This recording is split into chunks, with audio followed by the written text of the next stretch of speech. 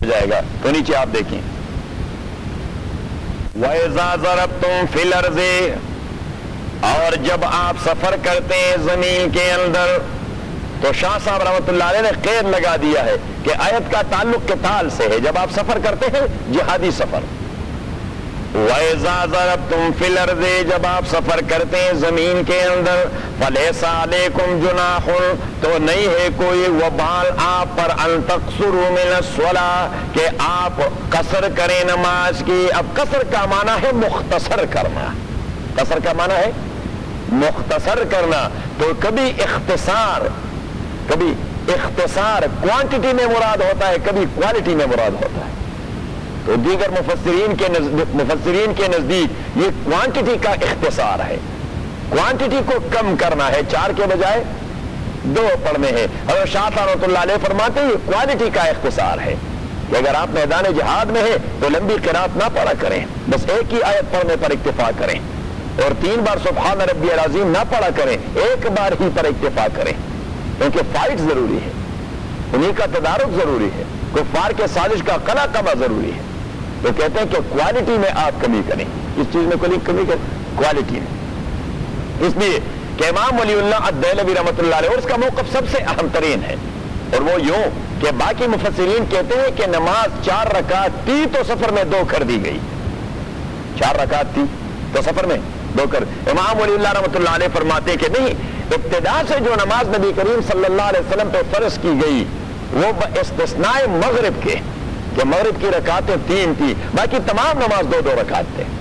ان کے فرض صبح کے 2، ظہر کے 2، عصر کے 2 اور عشاء کے 2. بعد میں حکم دیا گیا کہ فجر کو اس طرح رکھیں، مغرب کو اس طرح رکھیں، اور باقی جو 3 ہیں یہ آپ گھر میں رہیں گے یعنی سفر میں نہیں ہوں گے تو پھر 4 پڑھیں، اور سفر میں ہو تو ایز اٹ از اسٹیٹس کو برقرار رکھیں.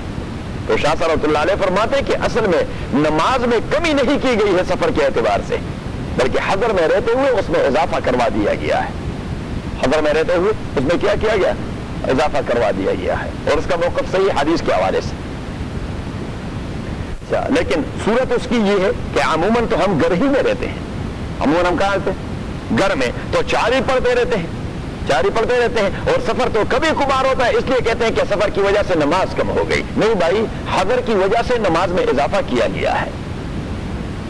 حضر کی وجہ سے یعنی سفر نہ ہونے کی وجہ سے نماز میں کیا گیا؟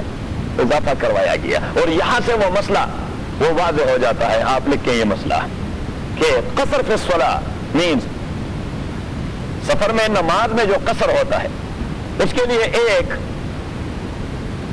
یہ کہ مسافت کتنی ہونی چاہیے. حدیث میں آیا ہے 3 فرسخ. کتنے؟ 3 فرسخ. اور 1 فرسخ ہمارے میلوں پر ہوتا ہے 16 میل. 1 فرسخ یہ ہمارے والے میلوں پر جس کے گز ہوتے ہیں 1760 1760 یارڈز، اسی پر ہوتے ہیں 16 مائل. 1 فرسخ 16 مائل تو 16 3 48 48 مائلز یہ ہے مسافت. اس سے کم ہو تو اسے سفر شرعی نہیں کہتے ہیں.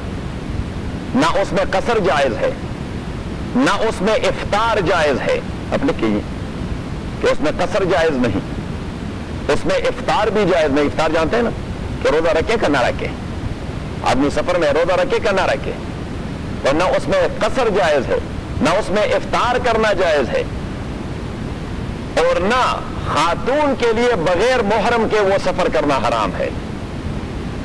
شرعاً 48 میل سے کم سفر یہ خاتون کے لیے بغیر محرم کے کرنا حرام نہیں. One way. ہاں یہ ون وے. اہل حدیث کا مسلک وہ تو ظاہر حدیث پہ چلے جاتے ہیں اور ظاہر نص پہ چلے جاتے ہیں. امام داؤد الظاہری، امام داؤد الظاہری تو وہ تو نص کو ڈائریکٹ لے لیتے ہیں، ٹیکسٹ ہو تو وہ کہتے ہیں کہ سفر چاہے آپ یہاں سے نکل کر ناتر چلے جائیں تو دن یو آر مسافر، تو پھر آپ 2 رکعت ہی پڑھ دیا کریں. یہ بالکل غیر معقول مذہب ہے.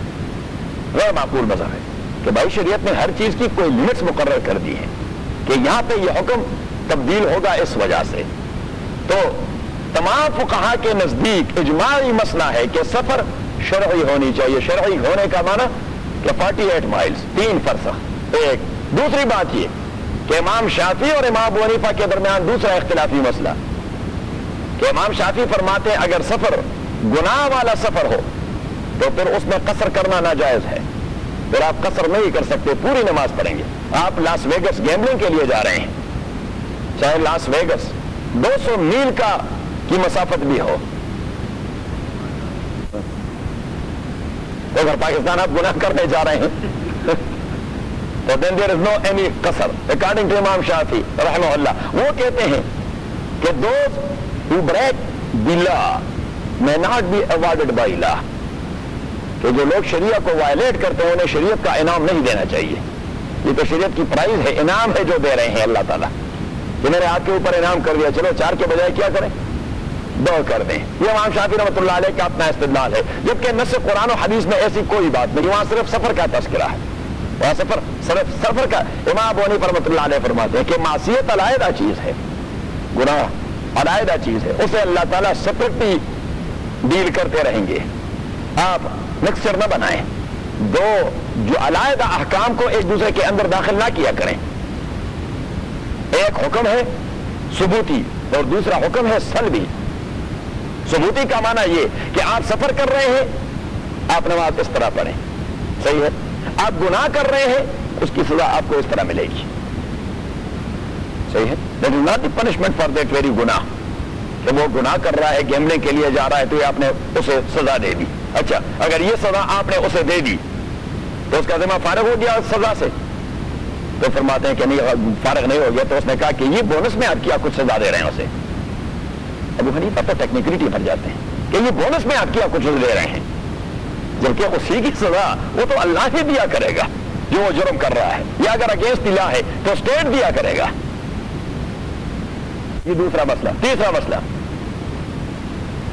مسئلہ کہ جب آپ سفر میں ہوں گے تو قصر کرنا، یہ 4 کے بجائے 2 رکعت پڑھنا، دیٹ از آپشنل اور دیٹ از واجب according to 3 of the ائمہ، امام مالک، احمد بن حنبل اور امام شافعی، وہ کہتے ہیں یہ آپشنل ہے، قصر کرنا اچھی بات ہے، لیکن اگر کسی نے پورا کر دیا تو جائز ہے۔ قصر کرنا اچھی بات ہے، لیکن اگر کسی نے پورا کر دیا، 4 رکعت پڑھی تو جائز ہے۔ امام ابو حنیفہ رحمۃ اللہ علیہ فرماتے ہیں قصر کرنا واجب ہے، اسی طرح واجب ہے جس طرح گھر میں رہتے ہوئے آپ زور کے کتنے رکعت پڑھیں گے؟ فرض 4، زور کے کتنے پڑھیں گے؟ اس لیے کہ آپ کے اوپر فرض کتنے ہیں؟ 4 ہی فرض ہیں، تو اگر آپ نے 4 کے بجائے 6 پڑھ لیے تو ثواب مل جائے گی، ہاں، کہ گناہگار ہوں گے، آپ نے شریعت کو ڈسفگر کروا دیا۔ تو امام ابو حنیفہ رحمۃ اللہ علیہ فرماتے ہیں کہ سفر میں واجب ہی 2 رکعت ہے، فرض ہی 2 رکعت ہے، تو آپ یہ اضافی کون سا پیمند لگا رہے ہیں اس کے ساتھ؟ یہ کون سی چیز ہے؟ وہ فرض تو ہے نہیں، وہ بقیہ 2 رکعت فرض تو ہے نہیں، تو نفل ہوں گے، کیا ہوں گے؟ نفل ہوں گے۔ اب امام ابو حنیفہ رحمۃ اللہ علیہ فرماتے کہ نفل that is another category of salat, you cannot mix نفل with فرض in one salam and one نیہ، کہ ایک ہی نیہ اور ایک سلام میں آپ نفل کو فرض کے ساتھ مکسچر کروا رہے ہیں، یہ کیا بات ہے؟ صرف مسئلہ بتا رہے ہیں۔ اچھا، تو یہ تیسرا مسئلہ۔ چوتھا مسئلہ، اگر آدمی بھول کے اس نے پڑھ لیا، لیکن اس نے 2 رکعت کے بعد جو پہلا قاعدہ ہوتا ہے، وہ قاعدہ ہم نے بتا دیا ہے کہ 4 رکعت نماز میں پہلا قاعدہ کیا ہوتا ہے؟ حکم اس کا فرض ہے، واجب۔ اگر آدمی چھوڑ گیا تو کیا کرے گا؟ آخر میں سجدہ سہو کرے گا، صحیح ہے۔ لیکن اگر نماز ہی 2 رکعت ہو، مثلا صبح کے 2 رکعت فرض جسے آپ پڑھ رہے ہیں، تو اس میں تو قاعدہ ہی ایک ہوتا ہے، تو وہ قاعدہ کیا ہے؟ وہ فرض ہے۔ اگر وہ چھوٹ گیا تو نماز ہی نہیں ہوئی، صحیح ہے۔ تو مسئلہ وہاں آ جائے گا کہ اگر آپ نے وہ قاعدہ کیا نہیں، چاہے بھول ہی سے کیوں نہ ہو، تو امام ابو حنیفہ رحمۃ اللہ علیہ کے نزدیک نماز ہی نہیں ہوئی، پھر آپ نے اثر نو نماز پڑھنی ہوگی۔ اور اگر آپ نے وہ قاعدہ کر دیا ہے اور 2 اضافی بھی کروا دیے ہیں، اس کے ساتھ 4 پڑھ لیے ہیں، تو دن نماز از ڈن۔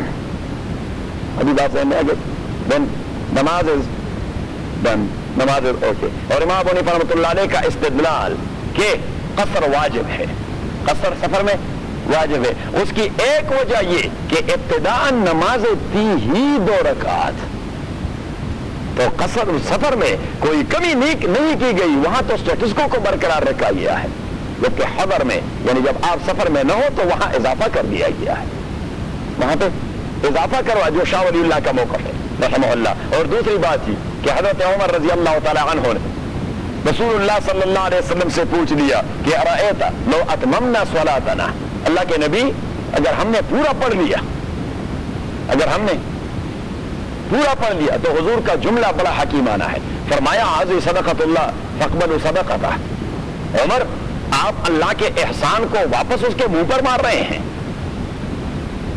آپ اللہ کے احسان کو قبول کرتے جائیے جو آپ پہ اضافہ نہیں کروایا کہ 2 ہی پڑھیں. حاضر یہ اللہ کی گفٹ ہے, تو اگر انسان کے گفٹ کو اس طرح واپس مار دے تو کیا ہوگا؟ توڑ پیدا ہوگا. کیا ہوگا جی؟ توڑ پیدا ہوگا. مثلا فار ایگزامپل ہلمندی صاحب نے مجھے کوئی تحفہ لا کے دینا چاہا اور میں نے کہا کہ میں نہیں لیتا, تو اس کا معنی اس کا دل میں لوں گا, ایسی کوئی بات نہیں ہے, لیکن یہ ہلمندی دے نہیں رہا, یہ غلطی یہ کرے گا نہیں. چاہے جو بھی آدمی کسی کو تحفہ دینا چاہے اور وہ اسے رد کرے کہ نہیں میں نہیں لیتا, کوئی اچھی بات ہے. یہ مہذب دنیا کی بات نہیں ہوتی, سویلائز دنیا کی بات نہیں ہوتی. اور اگر آدمی نے کسی کو گفٹ کروایا اور بعد میں پھر واپس مطالبہ کروا رہا ہے کہ واپس دے دے, تو وہ اس سے بھی گئی گزری بات ہے.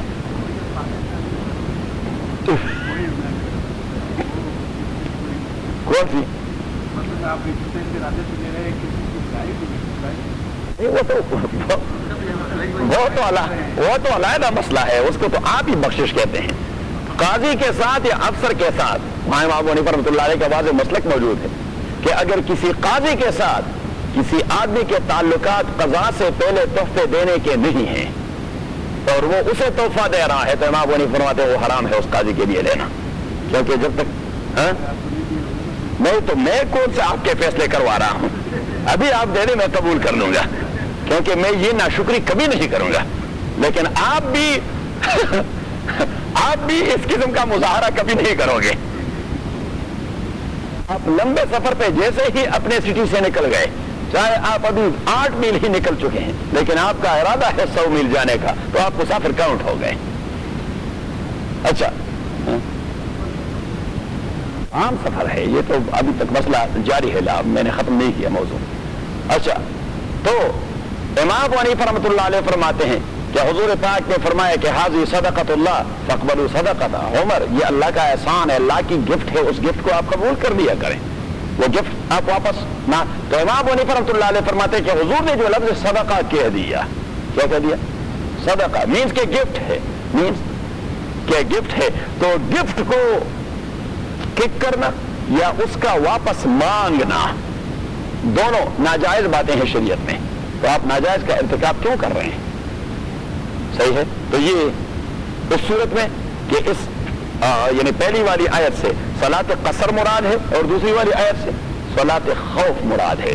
اس میں جو شرط آیا ہے ان خفتم ان یفتنکم الذین کفروا, اگر آپ ڈرتے ہیں کہ آپ کو کفار مصیبت میں ڈالیں گے تو آپ قصر کر لیا کریں. کیا کر لیا کریں؟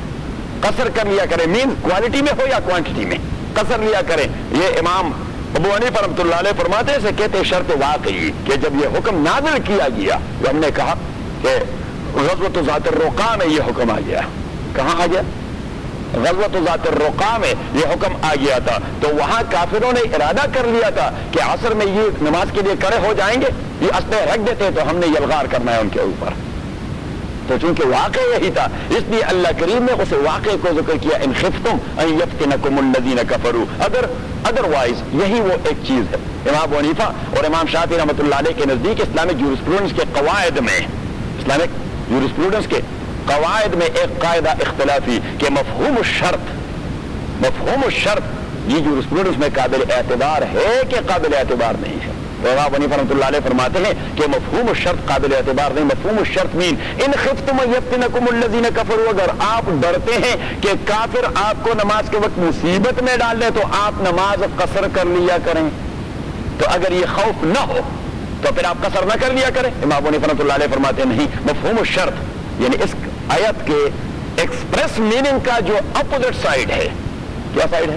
اپوزٹ سائڈ، وہ اپوزٹ سائڈ قابل اعتبار نہیں، جو کہ امام شافعی رحمۃ اللہ علیہ ہمیشہ اس کو اعتبار دے دیتے ہیں، یہ اس کے نزدیک جورسپروڈنس کا ایک قاعدہ ہے، اور اسی وجہ سے مختلف احکام میں اس کا اور امام ابو حنیفہ کا جھگڑا پیدا ہو جاتا ہے، کیونکہ بنیادی طور پر جورسپروڈنس کے قاعدے میں اختلاف ہے۔ کس چیز میں اختلاف؟ جورسپروڈنس کے اصول قانون کے قاعدے میں اختلاف ہے۔ تو نیچے دیکھیں، وَإِذَا ضَرَبْتُمْ فِي الْأَرْضِ، اور جب آپ سفر کرتے ہیں زمین کے اندر، فَلَيْسَ عَلَيْكُمْ جُنَاحٌ، نہیں ہے آپ لوگوں کے اوپر گناہ۔ اب بظاہر الفاظ تو یہ معنی دے رہے ہیں کہ اگر آپ نے قصر کر لیا تو گناہ نہیں ہے، اگر آپ نے قصر کر لیا تو یہ بات بظاہر کوئی کمزور سی دکھا رہی ہے، یعنی اس قسم کا مسئلہ بقرہ میں گزر گیا تھا، ان الصفا والمروة من شعائر اللہ فمن حج البیت او اعتمر فلا جناح علیہ ان یطوف بہما، کہ جو صفا مروہ کے درمیان دوڑ لگائیں تو اس دوڑ پر ان کے اوپر کوئی گناہ نہیں، اس لیے کہ وہاں چونکہ اصاف اور نائلہ دو بت پہلے پڑے ہوئے تھے اور مشرکین مکہ انہی کے درمیان گھوم پھرتے رہے، تو مسلمانوں نے ذرا اس چیز کو اڈاپٹ کرنے میں تحرج محسوس کیا کہ یہ تو ان کا وہ طریقہ ہے، تو اللہ کریم نے اس لیے وہاں الفاظ ہی کہے کہ لیسا علیکم جناح، یہ کوئی وبال والی بات نہیں، بعینہ ہی اسی طرح سلسلہ یہاں بھی ہوا کہ جس سفر میں قصر کریں گے، کوانٹٹی کا قصر یا کوالٹی کا قصر، کوانٹٹی کا قصر یا کوالٹی، تو اس کا معنی تو یہ کہ کچھ یعنی ثواب کم ہو گیا، تو اللہ کریم نے فرمایا لیسا علیکم جناح، یہ کوئی ثواب کم ہونے والا تصور نہیں۔ بات ذہن میں آ گئی کہ جملہ اللہ نے ایسا کیوں کہہ دیا؟ لیسا علیکم جناح، نہیں ہے آپ کے اوپر گناہ تقصروا من الصلاۃ، کہ آپ قصر کریں من الصلاۃ، نماز میں سے قصر، دیگر مفسرین کے نزدیک کہ 4 کے بجائے 2 پڑھیں، اور شاہ ولی اللہ کے نزدیک نہیں کہ شارٹ پڑھیں، کیا پڑھیں؟ شارٹ پڑھیں جی، الحمدللہ مینس اللہ اکبر، ہم سبحان اللہ پڑھتے ہیں، کیا پڑھتے ہیں اس کے بعد سبحانک اللہم، حنفیہ پڑھتے ہیں، باقی لوگ نہیں پڑھتے، ہم حنفیہ ہی پڑھتے ہیں۔ اچھا، تو ہم نے اللہ اکبر سبحانک اللہم کے لیے پھر ہم تقریباً 30-40 سیکنڈ انتظار کر جاتے ہیں کہ لوگ سبحانک اللہم پڑھ لیں، اب یہ سنت ہے، یہ دعا پڑھنی حنفیہ کے نزدیک سنت ہے، لیکن جب ایسی کیفیت ہے تو وہاں پہ اللہ اکبر الحمدللہ رب العالمین الرحمن الرحیم مالک یوم، سبحانک اللہم چھوڑ دیا، اعوذ باللہ چھوڑ دیا، بسم اللہ چھوڑ دیا، سنت کو چھوڑ دیا، یہ ہے کیفیت میں کمی کرنا۔ کس چیز میں کمی کرنا؟ کیفیت میں کمی کرنا۔ کس چیز میں کمی کرنا؟ یا اور پھر آپ رکوع گئے، اللہ اکبر، اچھا فاتحہ آپ نے پڑھ لیا، کیا پڑھ لیا؟ فاتحہ، تو فاتحہ کے بعد اب سورت پڑھتے ہیں، تو شروع کرتے ہیں وَالضُّحَىٰ وَاللَّيْلِ إِذَا سَجَىٰ مَا وَدَّعَكَ رَبُّكَ وَمَا قَلَىٰ، اب سورت ختم کرنے میں کتنا ٹائم لگے گا؟ تو کیفیت میں کمی کرنا، غیر المغضوب علیہم ولا الضالین والضحیٰ واللیل اذا سجا، اللہ اکبر، یہ ہے کیفیت میں کمی کرنا۔ کیا ہے یہ؟ تقصر من الصلاۃ۔ ان خفتم ان یفتنکم الذین کفروا، اگر آپ ڈرتے ہیں کہ مفتون بنائیں گے، فتنہ میں ڈالیں گے، مصیبت میں ڈالیں گے آپ کو وہ لوگ جو کفر کر چکے ہیں، ان الکافرین، تحقیق کافر، کانوا لکم، آپ کے لیے عدوا مبینا، ظاہر دشمن، وَإِذَا كُنْتَ فِيهِمْ، اور جب آپ ہوں گے ان کے درمیان، پیغمبر سے ڈائریکٹ خطاب ہے، کیونکہ وہاں تو امام کون ہوا کرتے تھے؟ پیغمبر صلی اللہ علیہ وسلم۔ کیوں؟ اس لیے کہ جہاں پہ امام راتب نہیں ہوتا، یہ مسئلہ آپ فقہی مسئلہ لکھ کے، امام راتب means the person who has been assigned the duty۔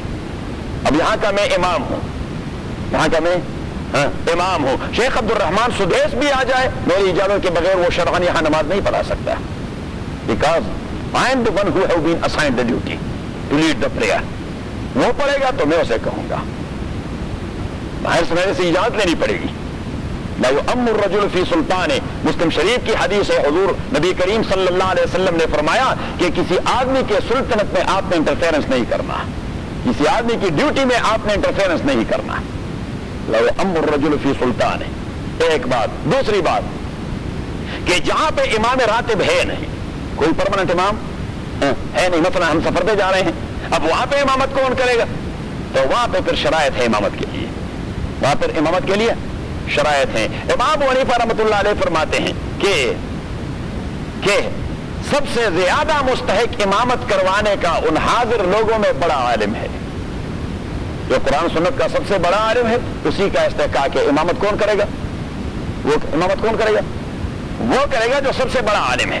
صحیح. اگر علم میں 2-3 لوگ آپس میں ایکول ہیں، علم میں 2-3 لوگ آپس میں ایکول ہیں، تو پھر ان میں جو بہتر قرات پڑھ سکتا ہے تو پھر وہ کرے گا. اگر قرات میں بھی 2-3 علماء آپس میں برابر ہیں، آپس میں برابر ہیں، تو امام ابو حنیفہ رحمۃ اللہ علیہ فرماتے ثم اتقاہم، پھر ان میں عمل کے اعتبار سے متقی کون ہے پھر وہ امامت کروائے گا. اگر تقویٰ کے اعتبار سے تمام آپس میں برابر ہیں، تقویٰ کے اعتبار سے تمام آپس میں برابر ہیں، تو امام ابو حنیفہ رحمۃ اللہ علیہ فرماتے ثم احسنہم وجہا، پھر خلیہ اور باڈی اسٹرکچر کس کا زیادہ خوبصورت ہے. اور ان چیزوں کی وجہ کیا ہے؟ بنیادی وجہ ان چیزوں کی یہ ہے کہ امام ابو حنیفہ رحمۃ اللہ علیہ فرماتے ہیں کہ اسی سے امام کے لیے آپ کے قلب میں رسپیکٹ پیدا ہوتا ہے، اور اگر آپ امام کو رسپیکٹ نہیں دیا کرتے تو نماز قبول نہیں ہوتی. تو یہ کوالٹیز اس لیے امام ابو حنیفہ رحمۃ اللہ علیہ گریجولی لگا دیتے ہیں، جبکہ امام شافعی رحمۃ اللہ علیہ کے نزدیک تو ایک ہی شرط ہے 3 اماموں کے نزدیک. وہ تو کہتے جو بہتر قرات کرتا ہے چاہے اسے یہ پتہ بھی نہ ہو کہ نماز ہو گئی کہ نہیں ہوگی. کبھی کبھار قاری صاحبان جتنے سارے ہوتے ہیں، قاری صاحبان کو مسئلہ تو نہیں معلوم ہوتا، ان کو یہ بھی پتہ نہیں رہتا کہ نماز ہو گئی کہ نہیں ہوگی. تو قاری صاحبان تو پھر مفتی سے پوچھتے ہیں کہ اس قسم کا مسئلہ ہو گیا جی نماز، ہم کہتے ہیں کہ آپ نے نماز کا بیڑا غرق کر دیا. اپنے رنگ ڈنگ میں ہمارے شیخ تھے، وہ کبھی قاری کے پیچھے نماز نہ پڑھا کرتے تھے. نماز قاری کے پیچھے جو بہت بڑے قلقلے لگایا کرتے ہیں، تو میں نے کہا حضرت آپ قاری کے پیچھے نماز نہیں پڑھتے. اس نے کہا کہ قاری اسی کے ذہن میں تواضع نہیں ہوتی اللہ کے لیے، وہ قرات کو ٹھیک کرتا رہتا ہے، بس وہ صرف ردم کو ٹھیک کرتا رہتا ہے. اور اس نے کہا کہ نماز میں بنیادی چیز وہ تو توجہ اللہ ہے کہ اللہ کی جانب توجہ. تو اس لیے امام ابو حنیفہ رحمۃ اللہ علیہ نے سب سے مقدم مرتبہ کس کا رکھ دیا؟ عالم کا، کہ قرآن سنت کا عالم. اور اسے پتہ لگتا ہے کہ یہاں یہ حرکت میں نے کی، یہ مکروہ ہو گیا، یا تو یہ حرکت میں نے کی. جبکہ قاری وہ نماز تو پڑھائے گا، بعد میں کسی مفتی سے پوچھ لے گا کہ یہ چیز چھوڑ دیا گیا ہے، مسئلہ کیا؟ ہم کہتے ہیں کہ بھائی آپ نے تو رکن چھوڑ دیا، نماز کا بیڑا غرق کروا دیا. اعلان کر دیں مسجد میں کہ بھائی وہ نماز جو ہے وہ آپ قضا واپس لوٹائیں. کیوں نہیں؟ داڑھی ہونی چاہیے، داڑھی تو واجب ہے، داڑھی یہ واجب ہے. اگر کسی نے آپ سے کہہ دیا کہ سنت غلط ہے، اس نے غلط کہہ دیا ہے. داڑھی واجب ہے، داڑھی کیا ہے؟ یہ واجب ہے. اچھا پھر کہتے ہیں کہ داڑھی کا کوئی حد نہیں ہے، داڑھی کی کوئی حد، ہم بھی کہتے ہیں داڑھی کی کوئی حد نہیں ہے، کیونکہ حضور صلی اللہ علیہ وسلم نے اس کی کوئی حد مقرر نہیں کی. اس نے کہا کہ جو نیچر ہے اس کو چھوڑیں، اس کو ٹیمپر ہی نہ کریں. داڑھی کی تو کوئی حد نہیں ہے. حضور علیہ الصلوۃ والسلام کی حدیث میں اس کے لیے کوئی حد نہیں. حضور علیہ الصلوۃ والسلام نے تو 5 الفاظ کہہ دیے. کتنے الفاظ؟ 5 الفاظ. ایک کہہ دیا کسر اللحى، تکسیر کو آپ جانتے ہیں کہ بسیار بنا دے اپنی داڑھی کو. کیا بنا دے؟ بسیار، بڑی بنا دے، بڑی بنا دے. دوسرا کہہ دیا کہ اوف اللحى، داڑھی کو معاف کر دیں. کیوں؟ اس کے ساتھ لگے ہوئے کترتے رہتے ہیں. اوف لفظ آیا کہ معاف کر دیں اسے. اچھا تیسرا نبی کریم صلی اللہ علیہ وسلم نے فرمایا وفر اللحى. وافر کا لفظ تو ہمارے اردو میں بھی مستعمل ہے، یہ چیز بڑی وافر مقدار میں موجود ہے. کیا وافر؟ تو حضور نے فرمایا کہ داڑھی کو وافر بنا دے. کتنا بنا دے؟ وافر بنا دے. اور چوتھے لفظ کے لیے اترک اللحى، داڑھی کو چھوڑ دیں، داڑھی کو چھوڑ دیں. اور 5ویں لفظ حضور علیہ السلام نے فرمایا کہ ارسل اللحى. ارسل، ارسال کا معنی یہ ہے کہ داڑھی کو ہینگنگ پوزیشن پہ لے آئے. داڑھی کو تو اتنی داڑھی ہوتی ہے وہ ہینگنگ ہوتی ہے، اس میں کیا کچھ ہینگ ہوتا ہے؟ کچھ نہیں ہے. یہ ہم نے جو فتویٰ دے دیا ہے کہ اگر آپ اس طرح قبضہ رکھ دیں اور یہاں تو یہ لگا دیں، اس کے لیے صرف حضرت عبداللہ ابن عمر کا عمل موجود ہے. صحابہ میں صرف ایک صحابی کا. کس کا؟ صرف ایک صحابی کا. اور چونکہ عبداللہ ابن عمر رضی اللہ تعالیٰ عنہ وہ صحابہ میں سنت کے اعتبار سے زیادہ متبع سنت صحابی سمجھے جاتے ہیں، تو اس لیے ہم نے کہا کہ یہ جائز ہوگا، یعنی قبضے سے نیچے کٹنا یہ جائز ہوگا. اگر آپ نہ کاٹیں اٹس اوکے، چھوڑ دیں. اصل میں ہمیں جو ایسا مولوی مل جاتا ہے جو ہمارے خواہش کے مطابق فتویٰ دے رہے، بس لوگ کہتے ہیں یہ بڑا مولوی ہے، پھر امت کو چھوڑ جاتے ہیں، پھر امت کے اجماع کو ہم چھوڑ جاتے ہیں، امت کے سارے علماء کو ہم چھوڑ جاتے ہیں. تو کل انچارج کیا مقصد؟ نہیں، میں تو انچارج کی بات میں تو مسئلہ سمجھانے کی کوشش کر رہا ہوں کہ بھائی اب کوئی ملا ہو یا جو کچھ بھی ہو, پی ایچ ڈی ہو یا جو کچھ بھی ہو, وہ آپ کے خواہش کے مطابق فتویٰ دے دے, ہی از اے گریٹ مولوی, اور بہت بڑا عالم جس کا کام ہی فتویٰ دینا ہے, جو اسی فیلڈ میں رچا بسا, اگر وہ فتویٰ دے لیکن آپ کے خواہش کے ساتھ یہ یہاں کے ماحول کو, اللہ اکبر, انا للہ و انا الیہ راجعون. ہم مولوی کو تبدیل کروانا چاہتے ہیں کہ مولوی ہمارے ڈگر پہ آ جائیں, جبکہ جو اللہ والے مولوی ہوتے ہیں انہوں نے کسی کے ڈگر پہ آنا نہیں. اگر لوگ اس کے ڈگر پہ چلے جائیں تو ٹھیک ہے, ادروائز باڑ میں چلے جائیں. مولوی کو کیا پڑا ہوا ہے کہ آپ کے لیے اللہ کے دین میں ترمیم کرتے رہیں؟ کیوں؟ یہ سوٹ پہننے میں کوئی یعنی حرج نہیں ہے, وہ تو سوٹ کا مسئلہ تو کوئی اور ہے. سوٹ شریعت میں کوئی اس قسم کا کپڑا نہیں جسے ہم شرعی کپڑے کہہ سکیں کہ بھائی یہ ہمارا جو قمیض شلوار ہے یہ ہے شرعی کپڑا. نہیں جی, یہ ویسے ہمارے علاقے میں دیندار لوگوں کا کپڑا سمجھا جاتا ہے کہ باوقار کپڑا ہے, آدمی اس میں یعنی باپردہ رہتا ہے اور اچھا لگتا ہے. ادروائز شریعت کے اعتبار سے کپڑے کی کوئی خاص ساخت نہیں, صرف یہ ہے کہ اس میں آپ بے ڈنگے معلوم نہ ہو. اس میں آپ بے ڈنگے, تو یہ پینٹ میں آدمی ذرا بے ڈنگا معلوم ہوتا ہے, خصوصاً جب وہ امام اور آگے سجدہ لگائے تو پھر اچھا لگتا ہے. ان الکافرین کانوا لکم عدوا مبینا, تاکہ کافر یہ ہے آپ کے لیے عدوا مبینا, ظاہر دشمن. وَإِذَا كُنْتَ فِيهِمْ, اور جب آپ ہوں گے ان کے درمیان, مینز یعنی جب آپ ہوں گے تو کسی دوسرے کا تو حق نہیں کہ وہ امامت کروائیں.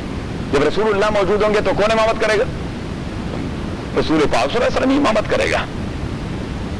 وَإِذَا كُنْتَ فِيهِمْ, اور جب آپ ہوں گے ان کے درمیان, فَأَقَمْتَ لَهُمُ الصَّلَاةَ, اور آپ لیڈ کروا رہے تھے ان کے لیے, امامت کروا رہے تھے ان کے لیے نماز کی, فَلْتَقُمْ طَائِفَةٌ, یہ ہے صلاۃ خوف, یہ ہے صلاۃ خوف. صلاۃ خوف کا معنی زور کا ٹائم آ گیا, اب ہیں آپ بیٹل فیلڈ میں, لیکن دیکھیے نماز کی اہمیت کہ بیٹل فیلڈ میں آپ دین کے لیے لڑ رہے ہیں, لیکن شریعت نے دیکھا کہ نماز کو اور چھٹی کرانی. ہم یہاں کہتے ہیں کہ جی جاب میں ٹائم نہیں مل رہا, کوئی ایڈجسٹ کروا دیں, تو ہم کہتے ہیں کہ آپ اس کو ایڈجسٹ کروا دیں اور اللہ آپ کو دوزخ میں پھر ایڈجسٹ کروائے گا, اور آپ کے لیے بھی ایڈجسٹمنٹ کا جگہ موجود ہے. جب آپ ایڈجسٹمنٹ کرتے رہتے ہیں وہ بھی ایڈجسٹ کرتا رہے گا. صحیح ہے بھائی, بیٹل فیلڈ وہ آپ دین کے لیے لڑ رہے ہیں, وہاں بھی شریعت نے نہیں کہا کہ نو. رسول اللہ صلی اللہ علیہ وسلم کتنی تکلیف میں تھے, امام بخاری رحمۃ اللہ علیہ نے حدیث نقل کی ہے, اتنی تکلیف میں کہ وہ بلال دروازے پر آ گئے کہ الصلاۃ, یہ نماز تیار ہے, نماز تیار ہے. حضور علیہ الصلوۃ والسلام نے حکم دے دیا کہ مروا ابا بکر فلیصلی بالناس, ابو بکر کو حکم دے کہ وہ لوگوں کو امامت کروائیں, ابو بکر کو حکم دے کہ وہ لوگوں کو امامت کروائیں. لیکن اسی اثناء میں جب ابو بکر رضی اللہ تعالیٰ نماز شروع کر چکے تھے, حضور علیہ الصلوۃ والسلام ذرا اپنے بدن میں خفت محسوس کرنے لگے کہ میں اگر کوئی مجھے سہارا دے تو میں جا سکتا ہوں. تو فوراً حضرت عائشہ سے کہہ دیا کہ حضرت علی اور عباس کو بلا لائیں کہ وہ مجھے لے چلیں, اور اثناء نماز میں حضور علیہ الصلوۃ والسلام آ کے حضرت ابو بکر کے دائیں جانب بیٹھ گئے اور آپ کی ابتدا میں نماز پڑھا گئے. صحیح, دیکھیے نماز کی کتنی اہمیت ہے, حضور علیہ السلام اتنی تکلیف میں تھے.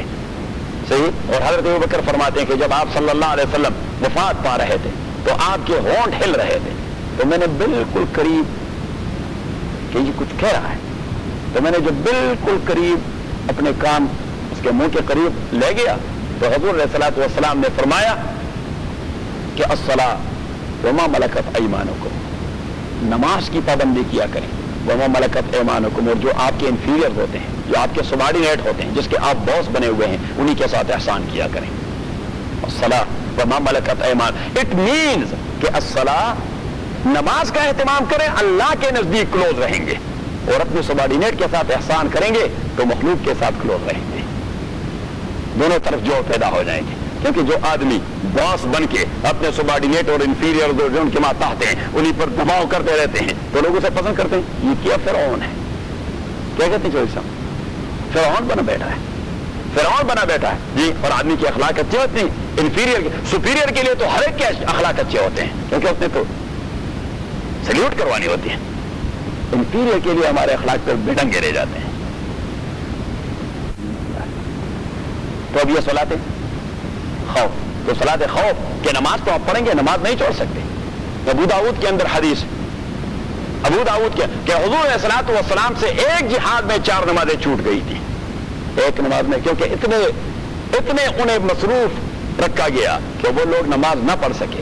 تو جب حضور علیہ الصلوۃ والسلام عشاء کے بعد ان سارے نمازوں کی قضا لیڈ کر رہے تھے صحابہ کے ساتھ، تو حضور علیہ الصلوۃ والسلام نے پہلی بار کفار کے لیے بد دعا کر دی واضح طور پر کہ ملأ اللہ قبورہم وبیوتہم نارا. یہ نہیں کہا کہ ہمیں جنگ پر مجبور کر دیا اللہ تعالیٰ ان کا بیڑا غرق کر دے، نہیں، ملأ اللہ قبورہم وبیوتہم نارا، ان بدبختوں کی گھروں اور قبروں کو اللہ تعالیٰ آگ سے بھر دے. شغلونا عن 4 صلوات، اور ہمارے 4 نمازیں ان بدبختوں نے قضا کروا دی. اس جملے سے نماز کی اہمیت معلوم ہو جاتی، اور ہم تو بغیر کسی عذر کے ہو گئی تو ہو گئی، اور نہیں تو ایڈجسٹ کریں گے پھر. اور عصر مغرب عشاء اور کیا. اچھا، وَإِذَا كُنْتَ فِيهِمْ فَأَقَمْتَ لَهُمُ الصَّلَاةَ، اور جب آپ ان کے درمیان موجود ہیں، فَأَقَمْتَ لَهُمُ الصَّلَاةَ، اور امامت کروا رہے ہیں ان کے لیے نماز کی، فَلْتَقُمْ طَائِفَةٌ مِّنْهُمْ مَعَكَ. اب دیکھیے نماز اگر 2 رکعت ہے تو امام کھڑا ہو کے اس کے پیچھے ایک گروہ مینز کہ 50% آف دی آرمی وہ اس کے پیچھے کھڑے ہوں گے، اس کے پیچھے. تو جب امام ایک رکعت پوری کر دیں تو یہ لوگ پیچھے ہٹ جائیں گے مقابلہ کرنے کے لیے، اور دوسرے لوگ وہ آگے آ جائیں گے، دوسرے لوگ وہ آگے آ جائیں گے، اور وہ اسی امام کی اقتداء میں دوسری رکعت پڑھ لیں گے. صحیح. اب امام کے تو 2 ہو گئے، اس نے تو سلام کرنا ہے، اس نے کیا کرنا ہے؟ سلام کرنا ہے. السلام علیکم ورحمۃ اللہ، السلام علیکم ورحمۃ اللہ. تو یہ جو دوسرا گروہ ہے ان کی تو 1 رکعت ہو گئی، ان کی پہلی چھوٹ گئی ہے، تو انہیں کہتے ہیں مسبوق. شریعت میں ان کے لیے اصطلاح کیا؟ مسبوق. مسبوق کا معنی کہ وہ مقتدی جس کے نماز کا پہلا حصہ چھوٹ گیا ہے. جس طرح ہم آ جاتے ہیں، امام کھڑا رہتا ہے، 1-2 رکعتیں ہو جاتی، تیسرے میں ہم شامل ہو جاتے ہیں، ہمیں کیا کہتے ہیں؟ مسبوق. اچھا، تو ہم سین کے ساتھ تو اسے کہتے ہیں مسبوق. تو مسبوق اٹھ کے سلام پھیرنے کے بعد یہ اٹھ کے اپنے نماز کا پہلا حصہ پورا کریں گے. پہلا حصہ، اپنے نماز کا پہلا حصہ جو اس سے چھوٹ گیا ہے وہ پورا کریں گے. اب انہوں نے پورا کر دیا، وہ جنہوں نے امام کی اقتداء میں 1 رکعت پڑھ لی ہے، امام کی اقتداء میں 1 رکعت پڑھ لی ہے، اور آخری رکعت ان کی چھوٹ گئی ہے، کیونکہ آخری میں تو وہ مقابلے پہ اتر آئے تھے، آخری رکعت ان کی چھوٹ گئی ہے، تو انہیں کہتے ہیں لاحق. ان کے لیے ٹرم ہے لاحق. تو لاحق پھر اپنے بقیہ رکعت کو پورا کر دیں گے. لاحق کیا کریں گے؟ اپنے بقیہ نماز کو پورا کر لیں گے. اب باقی ائمہ کے نزدیک تو لاحق کی نماز آسان ہے، لیکن امام ابو حنیفہ رحمۃ اللہ علیہ کے نزدیک لاحق کی نماز ذرا مشکل ہے. اس لیے کہ امام ابو حنیفہ رحمۃ اللہ علیہ کے نزدیک بیہائنڈ دا امام ہم کوئی ریسیٹیشن تو نہیں کرتے، نہ الحمد پڑھتے ہیں نہ کچھ پڑھتے ہیں، خاموش رہتے ہیں. کیا کرتے ہیں؟ خاموش رہتے ہیں. دیگر ائمہ کے نزدیک تو الحمد پڑھ لیتے ہیں. امام ابو حنیفہ رحمۃ اللہ علیہ کے نزدیک تو نہ الحمد اور نہ سورہ، الحمد اور نہ سورہ. تو باقی ائمہ کے نزدیک وہ اگر اٹھ جائے وہ بھی اس میں کنفیوز ہوں گے، باقی ائمہ والے وہ بھی کنفیوز ہوں گے کہ وہ سورت کے ساتھ کیا کرے گا. سورت الانگ ود الحمد پڑھے گا یا الحمد الانگ ود سورہ پڑھے گا یا دونوں کو چھوڑ جائے گا؟ کیا کرے گا وہ؟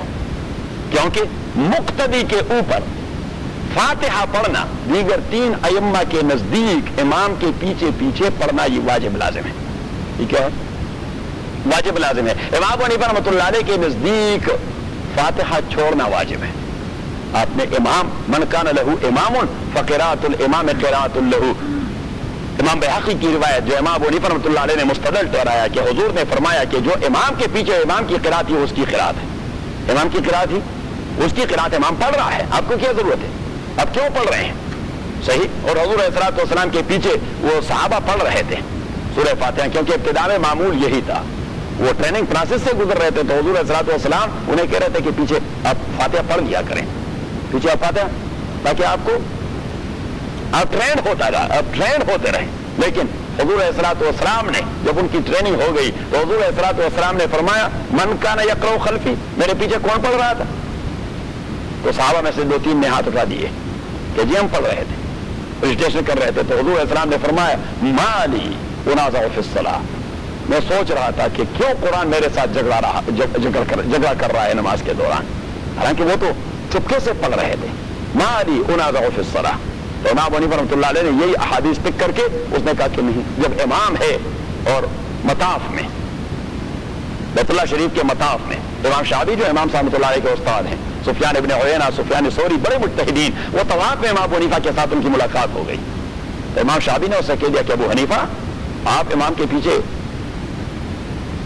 ہی پڑھواتے سورہ فاتحہ؟ اس نے کہا نہیں. نے کہا یہ کیوں؟ تو امام صاحب نے عرض کیا کہ حضرت آپ میرے استاد ہیں، لیکن یہ طریقہ نہیں جو آپ مجھ سے کہہ رہے ہیں، یہ طریقہ نہیں. اگر آپ نے خامخواہ کوئی علمی بات کرنی ہے تو چلو کسی جگہ بیٹھ جاتے ہیں تو بات کر جائیں گے. میں کہا چلو جی. تو یہ جب گئے تو وہ 12-14 لوگ تھے، امام ابو حنیفہ اکیلے تھے، اور 12-14 تمام مجتہدین تھے، بہت بڑے بڑے علماء تھے. تو امام صلی اللہ علیہ نے انہیں کہہ دیا کہ آپ اگر سارے بولتے رہیں گے اور میں ایک، تو مسئلہ حل نہیں ہوگا کبھی. تو آپ ایسا کریں کسی ایک کو اپنا لیڈر بنا دیں کہ وہ میرے ساتھ بات کریں. تو انہوں نے کہا کہ امام شافعی ہمارے بھی استاد ہیں اور آپ کے بھی استاد ہیں، یہی ہمارے لیڈر ہیں، یہ آپ سے بات کریں گے، باقی خاموش رہیں گے. باقی امام ابو حنیفہ رحمۃ اللہ علیہ نے ان سے پوچھ لیا، جب ہم بحث کر جائیں میں اور میرے شیخ اور دلائل دیتے رہیں، تو اگر میرا موقف ٹھیک ثابت ہو گیا اور اس کا غیر صحیح ثابت ہو گیا تو پھر آپ تسلیم کریں گے کہ آپ سارے غیر صحیح ہیں؟ انہوں نے کہا ہاں، اس لیے کہ ہم نے اس کو لیڈر بنا دیا، ہم نے اس کو لیڈر. تو امام ابو حنیفہ رحمۃ اللہ علیہ نے فرمایا کہ ابھی دعا کر دیجیے، دعا کر دیں اپنے بیت اللہ کے اندر میرے موقف کی توثیق کر دی کہ آپ کے لیڈر کی کامیابی آپ کی کامیابی اور اس کی ناکامی آپ کی ناکامی، اس کی ناکامی آپ کی ناکامی. یہی بات میں کر رہا ہوں کہ امام کی قرات یہ مقتدین کی قرات.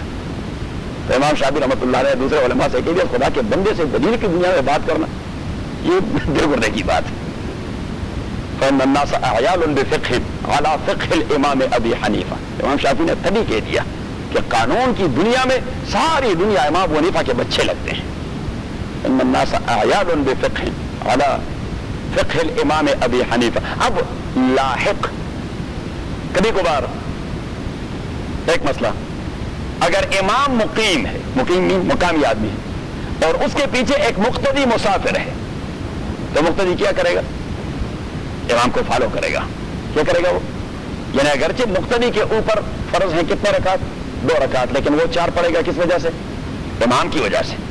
امام کی وجہ سے اس کے جو اضافی 2 ہو گئے وہ مجبوری کے تحت نفل قرار دیے گئے، کیونکہ اس نے درمیان میں تو سلام پھیرنا نہیں ایک. لیکن اگر امام مسافر ہے اور اس کے پیچھے مقامی لوگ کھڑے ہیں تو امام نے تو 2 رکعت کے بعد سلام پھیرنا ہے، السلام علیکم ورحمۃ اللہ، السلام علیکم ورحمۃ اللہ. اور حضور علیہ الصلوۃ والسلام نے تعلیم دی کہ آپ پھر آواز لگائیں کہ اتموا صلاتکم فنحن سفر، آپ اپنی نماز پوری کر دیں، ہم سفر میں ہیں.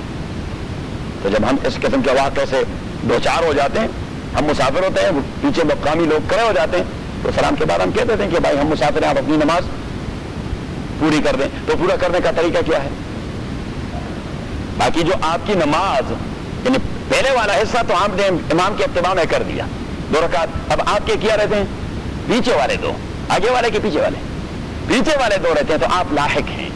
کیا ہے؟ آپ لاحق ہیں. تو لاحق کے نماز پڑھنے کا طریقہ کیا ہے؟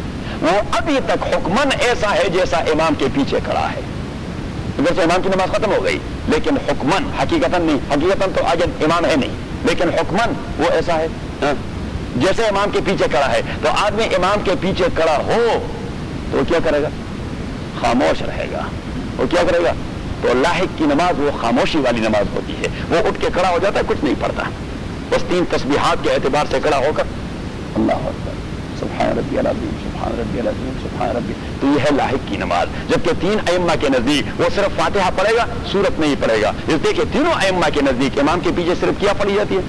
سورہ فاتحہ پڑھی جاتی ہے. سورت کے لیے اعتبار سے تو تمام خاموش رہ جاتے ہیں. بازو میں آ گئی یہ ٹیکنیکلٹی. اس لیے جہاں پہ لوگ تبلیغ میں وقت نہ لگا چکے ہوتے ہیں اور ہم وہاں ایسے مسئلے سے 2-4 ہوتے ہیں، تو اگر کوئی یعنی وہاں کا مقامی امام وہ بار بار بھی اصرار کر دے کہ قاضی صاحب نماز پڑھائیں، نہیں کہ لوگوں کو مصیبت میں نہیں ڈالنا چاہتے، کیونکہ آپ نے ان کے چھلے لگوائے نہیں کہ وہ طریقہ تو سیکھیں. صحیح، اگر یہ چھلے لگانے والے ہوتے تو ان کو طریقہ آ جاتا تو پھر کوئی حرج نہ ہوتا. ان کو طریقہ آتا ہے کس طرح پڑھنا ہے، تو یہ کنفیوز ہو جائیں گے. تو ان کے نمازوں کو گڑبڑ نہ کروا دیں، بس آپ خود آگے ہو کر ان کو نماز پڑھوائیں. بات سمجھ میں آ گئی؟ تب اگر میں آپ سے پوچھ لوں تو آپ کو طریقہ آ جائے گا. اگر آپ کہہ دیں اپنے الفاظ میں نہیں، اب ایسا نہیں، یہ ایسا کہ ایک ہے مسبوق کی نماز. We are not talking about صلاۃ خوف، we are talking about only مسبوق اینڈ لاحق. جنرلی کانسیپٹ کہ ایک ہے مسبوق. مسبوق کی ڈیفینیشن کیا ہے؟ اصطلاحات ہم نے سیکھنے ہوں گے. صحیح. اب آپ کے ذہن میں چکر کروا رہے لیکن آپ اسے الفاظ کے قالب میں نہیں ڈال سکتے. ہاں کہ نماز کا پہلا حصہ چھوٹ گیا ہو اسے کیا کہتے ہیں؟ مسبوق. اور لاحق آٹومیٹکلی معلوم ہو گیا کہ جس کے نماز کا آخری حصہ چھوٹ گیا ہے. اب مسبوق جس کے نماز کا پہلا حصہ چھوٹ گیا ہے, امام کے سلام پھیرنے کے بعد وہ کیا کرے گا؟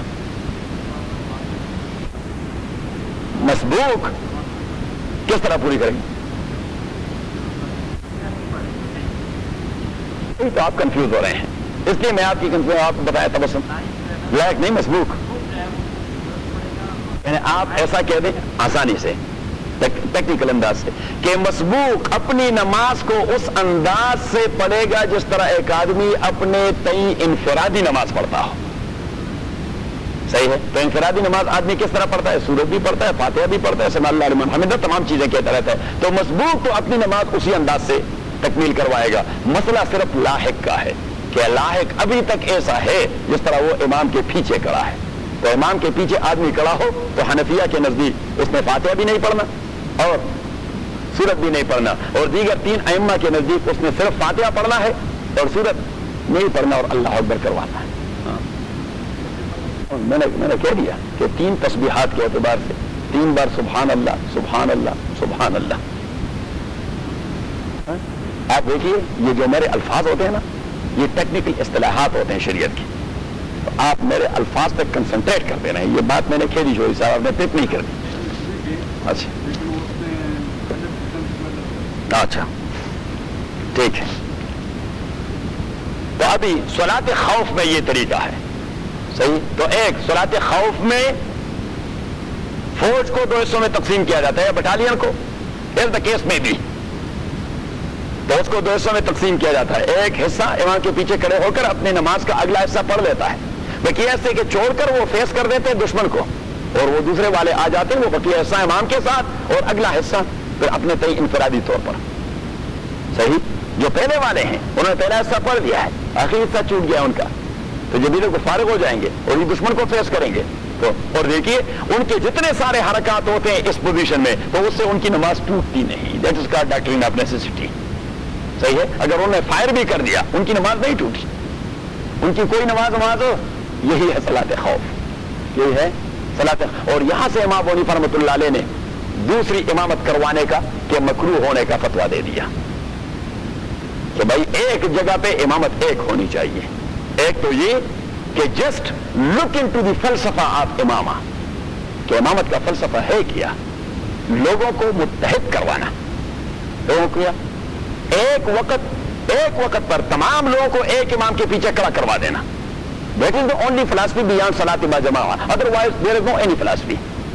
کہ نماز با جماعت کے لیے کی کس لیے آتے ہیں؟ تاکہ مسلمانوں کے درمیان یونٹی اور وحدت کا مظاہر ہو. تو امام ابو حنیفہ رحمۃ اللہ علیہ فرماتے ہیں کہ آپ اگر فتویٰ دیں کہ بھائی جو بھی لوگ آئے بس جماعت کرواتے ہیں, فلسفے کا تو آپ نے بیڑا غرق کروا دیا. اس لیے امام ابو حنیفہ رحمۃ اللہ علیہ نے کبھی اس کے جواز کا فتویٰ نہیں دیا.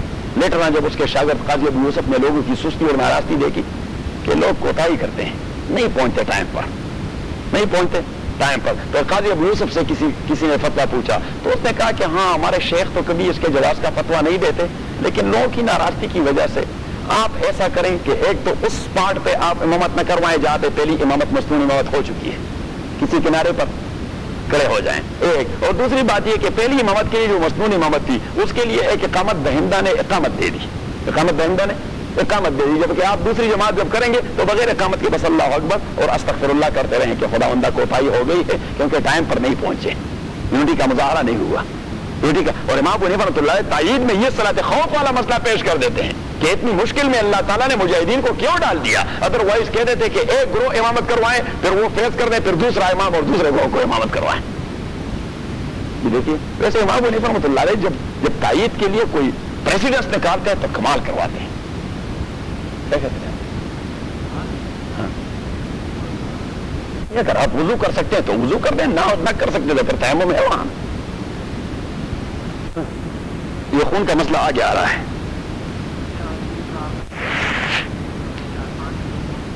اصل مسئلہ یہ ہے کہ یہاں نہیں, پاکستان میں ہم حنفیہ علماء جو ہوتے ہیں ہم بڑی سختی کرتے ہیں ہم نہیں کرنے دیتے، پاکستان میں ہم کسی کو نہیں کرنے دیتے، ہم کہتے ہیں باہر نکلو، وہاں سوشل ہال میں جا کر.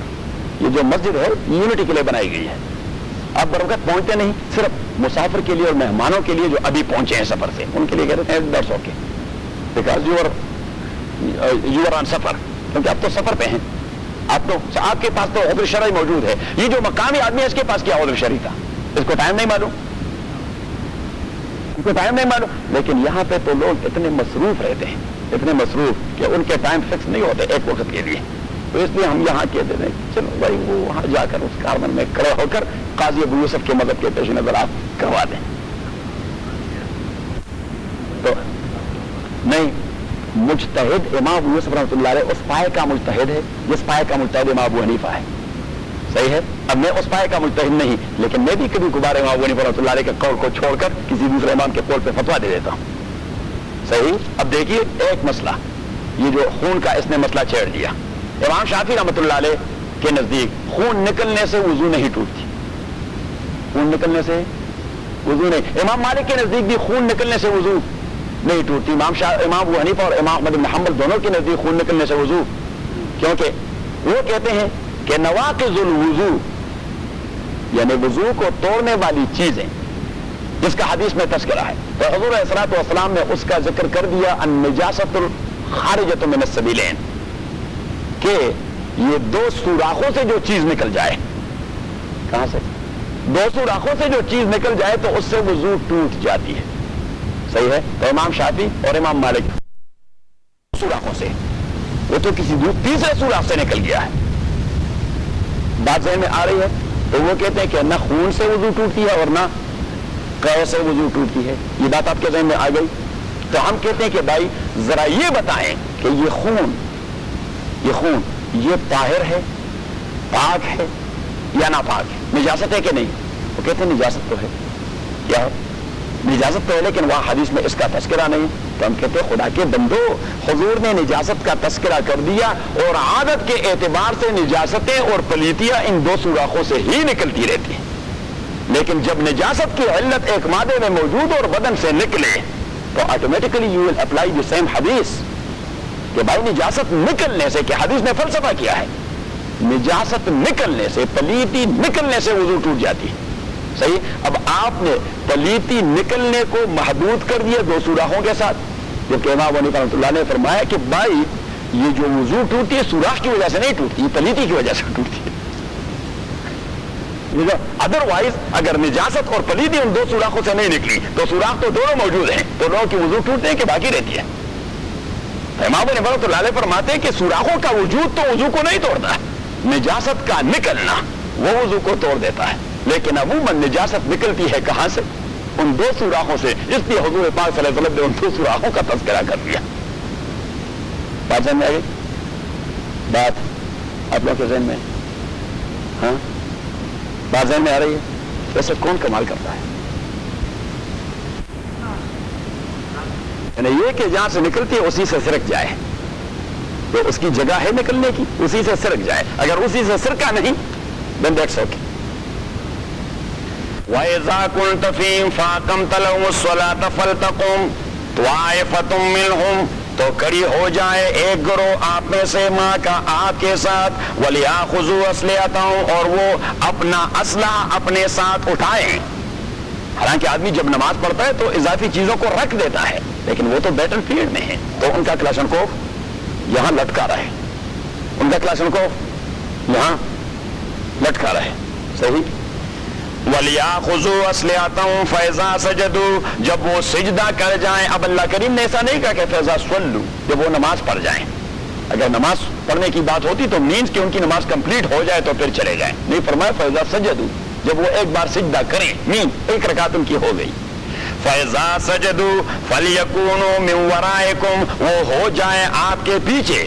وَلْتَأْتِ طَائِفَةٌ أُخْرَىٰ، اور آ جائے وہ دوسرا گروہ. لَمْ يُصَلُّوا، جنہوں نے ابھی تک نماز نہیں پڑھی. فَلْيُصَلُّوا مَعَكَ، وہ نماز پڑھیں آپ کے ساتھ. وَلْيَأْخُذُوا حِذْرَهُمْ، اور وہ اٹھائیں اپنے ساتھ حِذْرَهُمْ، اپنا خفیف اسلحہ. حِذْرَهُمْ کا معنی خفیف اسلحہ، پسٹل، چھوٹا اسلحہ. مینز پسٹل خنجر وغیرہ، واسلحتوں اور ثقیل اسلحہ جو اٹھانے کے قابل ہو، مین کلاشن کو، دوسرا کون ہلمندی، دوسرا کس قسم کا اسلحہ آدمی اٹھا سکتا ہے جس کے ساتھ نماز؟ شلڈر ہے، ہاں G3 ہاں نہیں TT تو خفیف میں آ گیا، ہاں پاپشا ود الذین کفروا لو تغفلون عن اسلحتکم، ودا تمنا رکھتے ہیں الذین کفروا وہ لوگ جو کافر ہو چکے ہیں، کس چیز کی تمنا رکھتے ہیں؟ لو تغفلون عن اسلحتکم، اس بات کے کہ آپ غافل ہو جائیں اپنے اسلحہ سے، وامتعتکم اور اپنے سامان سے، فیمیلون علیکم میلۃ واحدہ، اور وہ یلغار کریں آپ کے اوپر اعلی فسادن، وہ یہی چاہتے ہیں کہ آپ کو ہمیں کوئی موقع ایسا ملے کہ آپ کے اسلحے زمین پر پڑے رہیں اور ہم الغار کریں۔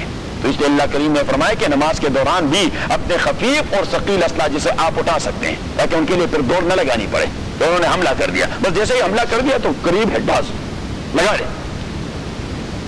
وَلَا جُنَاحَ عَلَيْكُمْ إِن كَانَ بِكُمْ أَذًى مِّن مَطَرٍ، اب یہ ایک دوسرے خدشے کا جواب ہے، ایک دوسرے خدشے کا کہ موسم ٹھیک ٹھاک ہے، موسم ٹھیک، تو خفیف اسلحہ بھی اٹھائیں گے، مین پسٹل TT وغیرہ، اور ثقیل پشپشا اور G3 اور اس قسم کی جو بڑی بندوقیں ہوتی ہیں وہ بھی اٹھائیں گے۔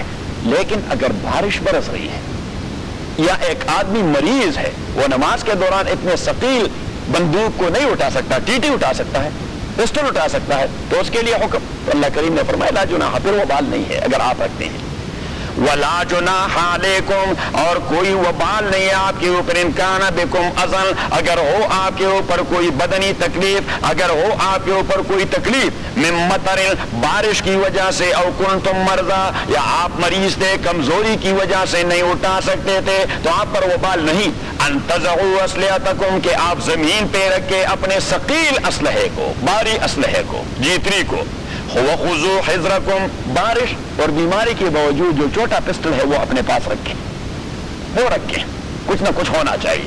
وَخُذُوا حِذْرَكُمْ، اور پکڑے رکھیں اپنے ساتھ، حِذْرَكُمْ، اپنا چھوٹا اسلحہ، إِنَّ اللَّهَ، تحقیق، اچھا جی اب یہ پیچھے والا جملہ جو ہے اللہ کریم فرماتے ہیں آپ کے ذہن میں آئے گا، نماز، یہ دیکھیے نماز میں تقسیم ہو گئی، ایک رکعت ہم پڑھیں گے، پھر دوسرے آئیں گے، پھر ہم پڑھیں گے، پھر وہ تکمیل کروائیں گے، اسلحہ یہاں باندھے یہاں باندھے، اگر بارش ہو تو اللہ کریم نے چھوٹ دے دی کہ چلو چھوٹا پھر بھی اٹھائیں، چھوٹا پھر بھی اٹھائے، تو آدمی کے ذہن میں آ جاتا ہے کہ اللہ تعالیٰ ان کافروں کا بیڑا غرق کر دے، ہم کس مصیبت میں پھنسے ہوئے ہیں، ان کی وجہ سے یہ ساری تکلیفیں، تو اللہ کریم نے فرمایا کہ اس بد دعا کی آپ کو ضرورت نہیں، ان اللہ اعد للکافرین عذابا مہینا، وہ تیاری تو میں نے ان کے لیے کر دی ہے جو آپ کو مصیبت میں ڈال چکے ہیں۔ ان اللہ، تحقیق اللہ تعالیٰ، اعد للکافرین، تیار کر چکا ہے کفار کے لیے، عذابا مہینا، عذاب ذلیل کرنے والی عذاب، تو اس بد دعا کی ضرورت نہیں، وہ تو پہلے سے تیار ہے ان کے لیے، already we are prepared for۔ صحیح۔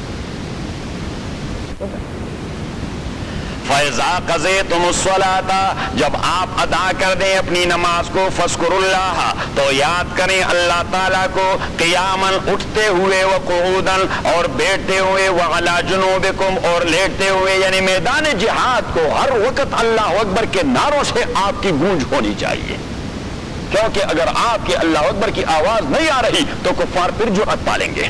اللہ کریم نے فرمایا نماز تو آپ نے پڑھ لی لیکن اللہ اکبر کا ورد ہونا چاہیے، اللہ اکبر کا ورد ہونا۔ وہاں پہاڑوں میں کیا کرتے تھے پھر، ہاں یعنی جیسے بھی وہاں سے فائٹر جہاز آ گئے اور انہوں نے بم پھینکنے شروع کر دیے، بم پھینکنے شروع کر دیے، تو ہم نے کیا کہا، ذکر یک اور اینٹی ایئر کرافٹ لگا دیا اور نعرے تکبیر، اللہ اکبر، صحیح، وہ دوڑ جاتے کہ بھائی پھر وہ چیخ پکار رہے ہیں، وہ پھر چیخ رہے ہیں، وہ ابھی تک مرے نہیں، صحیح، اور وہاں پہ اللہ اکبر، کیا عجیب سما تھا، عمر دین کیا عجیب سما تھا، کیا ہے بندی، ایمان تازہ ہوتا رہا، ہاں نعرہ حیدری شرک ہے، شرک ہے، آدمی مشرک بن جاتا ہے اس سے۔ There is no any نعرہ حیدری and no any نعرہ رسالت اور no any نعرہ پیر۔ وہاں تو پاکستان میں ہندو مت نے اتنا کام کر کے دکھایا ہے، ہندو مت نے اتنا کام کر کے دکھایا کہ خدا کے ساتھ ہم نے بہت سارے پارٹنر بنا دیے۔ نعرہ تکبیر مینس اللہ اکبر، تو دوسرا ہم لگاتے ہیں نعرہ رسالت، یا رسول اللہ. تو تیسرا لگاتے ہیں نعرہ حیدری. اچھا اب نعرہ تکبیر موحدین نے نکالا. نعرہ تکبیر کس نے لگایا؟ موحدین نے جو توحید کے پکے قائل ہیں, دیوبندی حضرات نے. انہوں نے کہا نعرہ تکبیر اللہ اکبر. They have no any other نعرہ, کہ only there will be a نعرہ for whom? For Allah. So Barelvi حضرات آ گئے, انہوں نے ایک دوسرا لگا دیا نعرہ رسالت یا رسول اللہ. شیعہ حضرات آ گئے, انہوں نے تیسرا لگا دیا نعرہ حیدری یا علی. تو چوتھے آ گئے گرین پگڑی والے, تو انہوں نے کہا کہ نعرہ پیر یا دستگیر.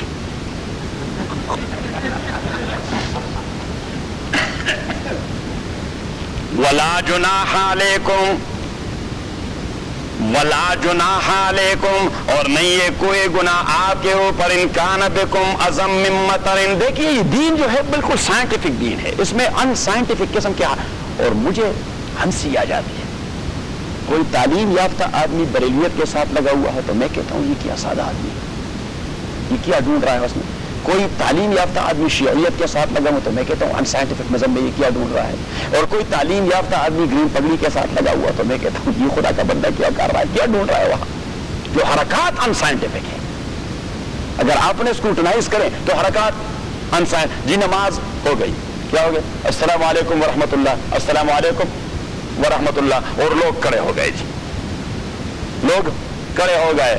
ہاں مصطفیٰ جانے رحمت پہلا کو سلام, شمع بز میں رسالت پھیلا. اب یہ کوئی سائنٹیفک حرکت, یہ حرکت ویسے کوئی معقول معلوم ہوتی ہے؟ اللہ اکبر انا اللہ و انا الیہ راجعون. ایک ہنگامہ ہوتا ہے, ایک ہنگامہ. اب یہ دیکھیے سائنٹیفک طریقے سے آزان کا ایک طریقہ شریعت نے ہمیں بتا دیا. کس نے بتا دیا؟ شریعت نے ہمیں ایک طریقہ بتا دیا. ترمذی نے حدیث نقل کر دی, امام ابو داؤد نے نقل کر دی, احادیث کی ساری کتابوں نے نقل کر دی. عبداللہ ابن زید ابن عبد ربہ رضی اللہ تعالی عنہ نے کہہ دیا کہ حضور علیہ الصلوۃ والسلام نے میٹنگ بلائی کہ نماز باجماعت کے لیے لوگوں کو کیسے بلائیں, لوگوں کو کیسے بلائیں. جی کسی نے کہا کہ جی نتخذ شبورا مثل شبور الیہود, جس طرح یہود سائرن بجاتے ہیں. کیا بجاتے ہیں وہ گھنٹی نہیں لگاتے, وہ سارن, اور گگو کہتے ہیں اسے. حدیث میں اسے شبور کہتے ہیں. کیا کہتے ہیں؟ شبور. کیا شبور لگاتے ہیں. حضور علیہ الصلوۃ والسلام نے تجویز سن لی. دوسرے لوگوں نے کہہ دیا اور ناقوسا مثل ناقوس النصارى, ٹلی لگاتے ہیں گھنٹی, وہ جو وہ کرتے ہیں کون چرچ والے. حضور علیہ السلام نے یہ تجویز بھی سن لی.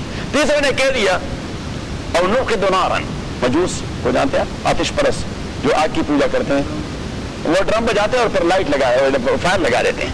تو انہوں نے کہا کہ جی فائر لگا دیں گے بلڈنگ کے اوپر, لوگوں کو نظر آ جائے گا تو لوگ آ پہنچیں گے, پھر نماز کا ٹائم ہے, چلو جی پہنچ جائے. حضور علیہ الصلوۃ والسلام نے کہا چلو جی کل پر فیصلہ چھوڑ جاتے ہیں. چلے گئے. صبح حضرت عبداللہ ابن زید ابن عبد ربہ رضی اللہ تعالیٰ دوڑ کے آئے کہ اللہ کے نبی میں نے خواب دیکھ لیا. حضور علیہ الصلوۃ والسلام مسکرا گئے. اس نے کہا کیا خواب دیکھ لیا؟ اس نے کہا جی ایک آدمی تھا, بڑا خوبصورت چہرہ, خوبصورت پگڑی, بڑی داڑھی, مینز متدین آدمی تھا.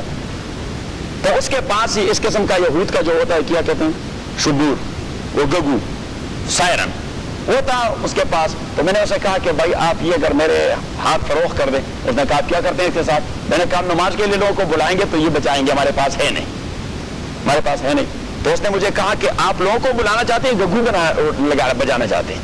اس نے کہا نہیں, لوگوں کو جمع کرنا چاہتے ہیں. اس نے کہا کہ میں اس سے بہتر طریقہ آپ کو سمجھاتا ہوں. اس نے کہا وہ کیا ہے؟ اس نے کہا جب نماز کا ٹائم ہو جائے تو آپ میں سے کوئی آدمی کھڑا ہو کے وہ یہ کلمات بلند آواز سے کہہ دے, اللہ اکبر اللہ اکبر اللہ اکبر اللہ اکبر, اشہد ان لا الہ الا اللہ, اشہد ان محمد رسول اللہ, حی علی الصلاۃ حی علی الفلاح, اللہ اکبر لا الہ الا اللہ. تو میں نے جو اس نے مجھے یہ جملے سکھا دیے. صحابی کہ آپ کیا آپ سوتے رہتے ہیں. تو وہ بیٹا رہا عبداللہ ابن زید ابن عبد ربہ رضی اللہ تعالی عنہ. تو اس کے بعد حضرت عمر رضی اللہ تعالیٰ دوڑ کے آئے. تو حضرت عمر رضی اللہ تعالیٰ نے کہہ دیا کہ اللہ کے نبی میں نے خواب دیکھ لیا ہے. اس نے کہا کیا خواب ہے عمر؟ تو اس نے کہا ایک آدمی ہے, اس قسم کی صورت ہے اس کے پاس وہ شبور یہود ہے, یہود کا وہ بگل ہے اس کے پاس. میں نے اس سے ڈیمانڈ کر لیا کہ لوگوں کو بلائیں گے. اس نے کہا کہ بھائی لوگوں کو بلانا چاہتے ہیں, بگل بجانا چاہتے ہیں. میں نے کہا جی لوگوں کو بلا. تو اس نے مجھے کلمات سکھا دیے. اس نے کہا وہ کیسے؟ تو اس نے شروع کر دیا اللہ اکبر اشہد ان لا الہ الا اللہ اشہد ان محمد. 70 صحابہ یکے بعد دیگر آئے گئے اور تمام نے اپنے خواب کا یہ واقعہ سنا دیا. صحیح ہے. اور نبی صلی اللہ علیہ وسلم نے فرمایا کہ پتہ ہے کہ وہ آدمی کون تھا جو بگل ہاتھ میں اٹھا کے آپ سارے لوگوں کے پاس آتا رہا خواب میں؟ انہوں نے کہا کہ اللہ و رسول عالم، اللہ اور پیغمبر بہتر ہے. حضور علیہ الصلوۃ والسلام نے فرمایا کہ یہ جبریل تھے، آپ کے پاس خواب میں آئے اور پھر مجھے جاگے ہوئے آئے کہ یہ کلمات تم سے پھر کہلوائیے. میں نے بہت ساروں کو سکھا دی ہیں خواب کے اندر. صحیح ہے. تو پھر نبی کریم صلی اللہ علیہ وسلم نے اگلی نماز کے لیے عبداللہ ابن زید ابن عبد ربہ، جس نے سب سے پہلے خواب بیان کر دی، سب سے پہلے خواب، تو اسے کہہ دیا کہ آپ حضرت بلال کے ساتھ وہاں کھڑے ہو جائیں اور آپ یہ کلمات اس کو سناتے رہیں. فَإِنَّهُ أَنْدَى صَوْتًا مِنْكَ وَأَمَدُّ، اس کی آواز میں ردم بڑی اچھی ہے اور اس کی آواز بڑی زوردار اور گونجدار ہے. مؤذن کی آواز ایسی ہونی چاہیے کہ جذبہ پیدا ہو جائے. اقامت کی آواز ایسے ہونی چاہیے کہ تبھی تو امام ابو حنیفہ رحمۃ اللہ علیہ سے کسی نے کہہ دیا، فتویٰ مانگا کس سے؟ امام سے رحمۃ اللہ علیہ سے کہ جی اقامت ہو گئی، نماز کڑی ہو گئی، درمیان میں امام صاحب کو کوئی غلطی ہو گئی، نماز ٹوٹ گئی. نماز ٹوٹ گئی، اب پھر اس نے نماز شروع کرنی ہے. ٹوٹ گئی تو کیا کرنا ہے؟ چھوڑنا تو نہیں ہے. ہاں پھر اس کو پڑھنی ہے. تو اس نے کہا کہ دوسرے اقامت کی ضرورت ہوگی. نماز ٹوٹ گئی، اقامت تو کی گئی تھی، اب دوسری اقامت کی ضرورت ہوگی. تو امام ابو حنیفہ رحمۃ اللہ علیہ نے فرمایا کہ اگر پہلی والی اقامت اتنی گونجدار اور گرجدار آواز میں ہوئی ہے کہ لوگوں کا جذبہ ابھی تک ٹھنڈا نہیں ہوا تو کسی دوسرے اقامت کی ضرورت نہیں. لیکن اگر مردہ اقامت ہو گئی ہے تو جذبہ دینے کے لیے پھر نئی اقامت ہونی چاہیے. تو وہاں سے ہم نے حنفیہ نے مسئلہ پک کر دیا کہ اقامت اور اذان یہ گونجدار ہونی چاہیے. کیوں چاہیے صاحب؟ زور سے اقامت ایسی ہونی چاہیے کہ سارے لوگ وہ بالکل ایموشنل ہو جائیں. اللہ اکبر اللہ اکبر اللہ اکبر اللہ اکبر اشہد ان لا الہ الا اللہ اشہد ان لا الہ، لوگ بالکل جذبے میں آ جائیں کہ بھائی اللہ کے ہاں حاضر ہو رہے ہیں، ابھی اللہ کے سامنے ہاں حاضر ہو رہے ہیں. حضرت تھانوی رحمۃ اللہ علیہ مولانا اشرف علی تھانوی رحمۃ اللہ علیہ سے ایک مرید نے کہہ دیا کہ حضرت آپ کی صحبت میں مجھے یہ فائدہ ہو گیا کہ میں نماز میں کھڑا ہو جاتا ہوں تو مجھے احساس ہو جاتا ہے کہ میں اللہ کے سامنے حاضر ہوں اور بالکل میں ڈرتا رہتا ہوں. نماز پڑھ کے میرا بدن کانپتا رہتا ہے کہ ابھی ڈائریکٹ ہوں میں اللہ کے سامنے اور اللہ مجھے دیکھ رہا ہے، اللہ مجھے دیکھ رہا ہے. تو امام مولانا تھانوی رحمۃ اللہ علیہ نے اس سے پوچھ لیا کہ بیٹے، مولانا تھانوی نے اس سے پوچھ لیا کہ بیٹے جب آپ مسجد سے باہر نکل کر کسی سے کوئی بزنس اور ٹرانزیکشن کرتے ہیں یا کسی سے کوئی معاملہ اور لین دین کرتے ہیں وہاں پر بھی آپ کا یہ احساس ہوتا ہے؟ اس نے کہا وہاں تو نہیں ہوتا. حضرت تھانوی رحمۃ اللہ نے فرمایا بھی آپ نے 10 سال اور یہاں لگانے ہیں کیونکہ ابھی تک آپ کے قلب و دماغ میں اللہ کا صحیح تصور نہیں بیٹھا. کیونکہ میں نے آپ کو مسلمان بنانا ہے صرف نماز کے لیے نہیں، پوری زندگی کے لیے، کہ آپ ہر جگہ اللہ کے ڈر کی وجہ سے کامتے رہیں کہ اگر میں اس آدمی کے ساتھ فراڈ کر رہا ہوں تو میرا خدا مجھے دیکھ رہا ہے، میں کسی چیز کو چھپا رہا ہوں اس آدمی سے اپنے بزنس اور ٹرانزیکشن میں تو میں دھوکہ کر رہا ہوں اور میرا اللہ مجھے دیکھ رہا ہے. تو نماز میں کیفیت یہ ہونی چاہیے. کیوں چوری صاحب خدا کرے ہو جائے، خدا کرے ان تعبد اللہ کأنک ترا. حضور علیہ السلام سے جبریل امین نے پوچھ لیا کہ احسان کیا چیز ہے؟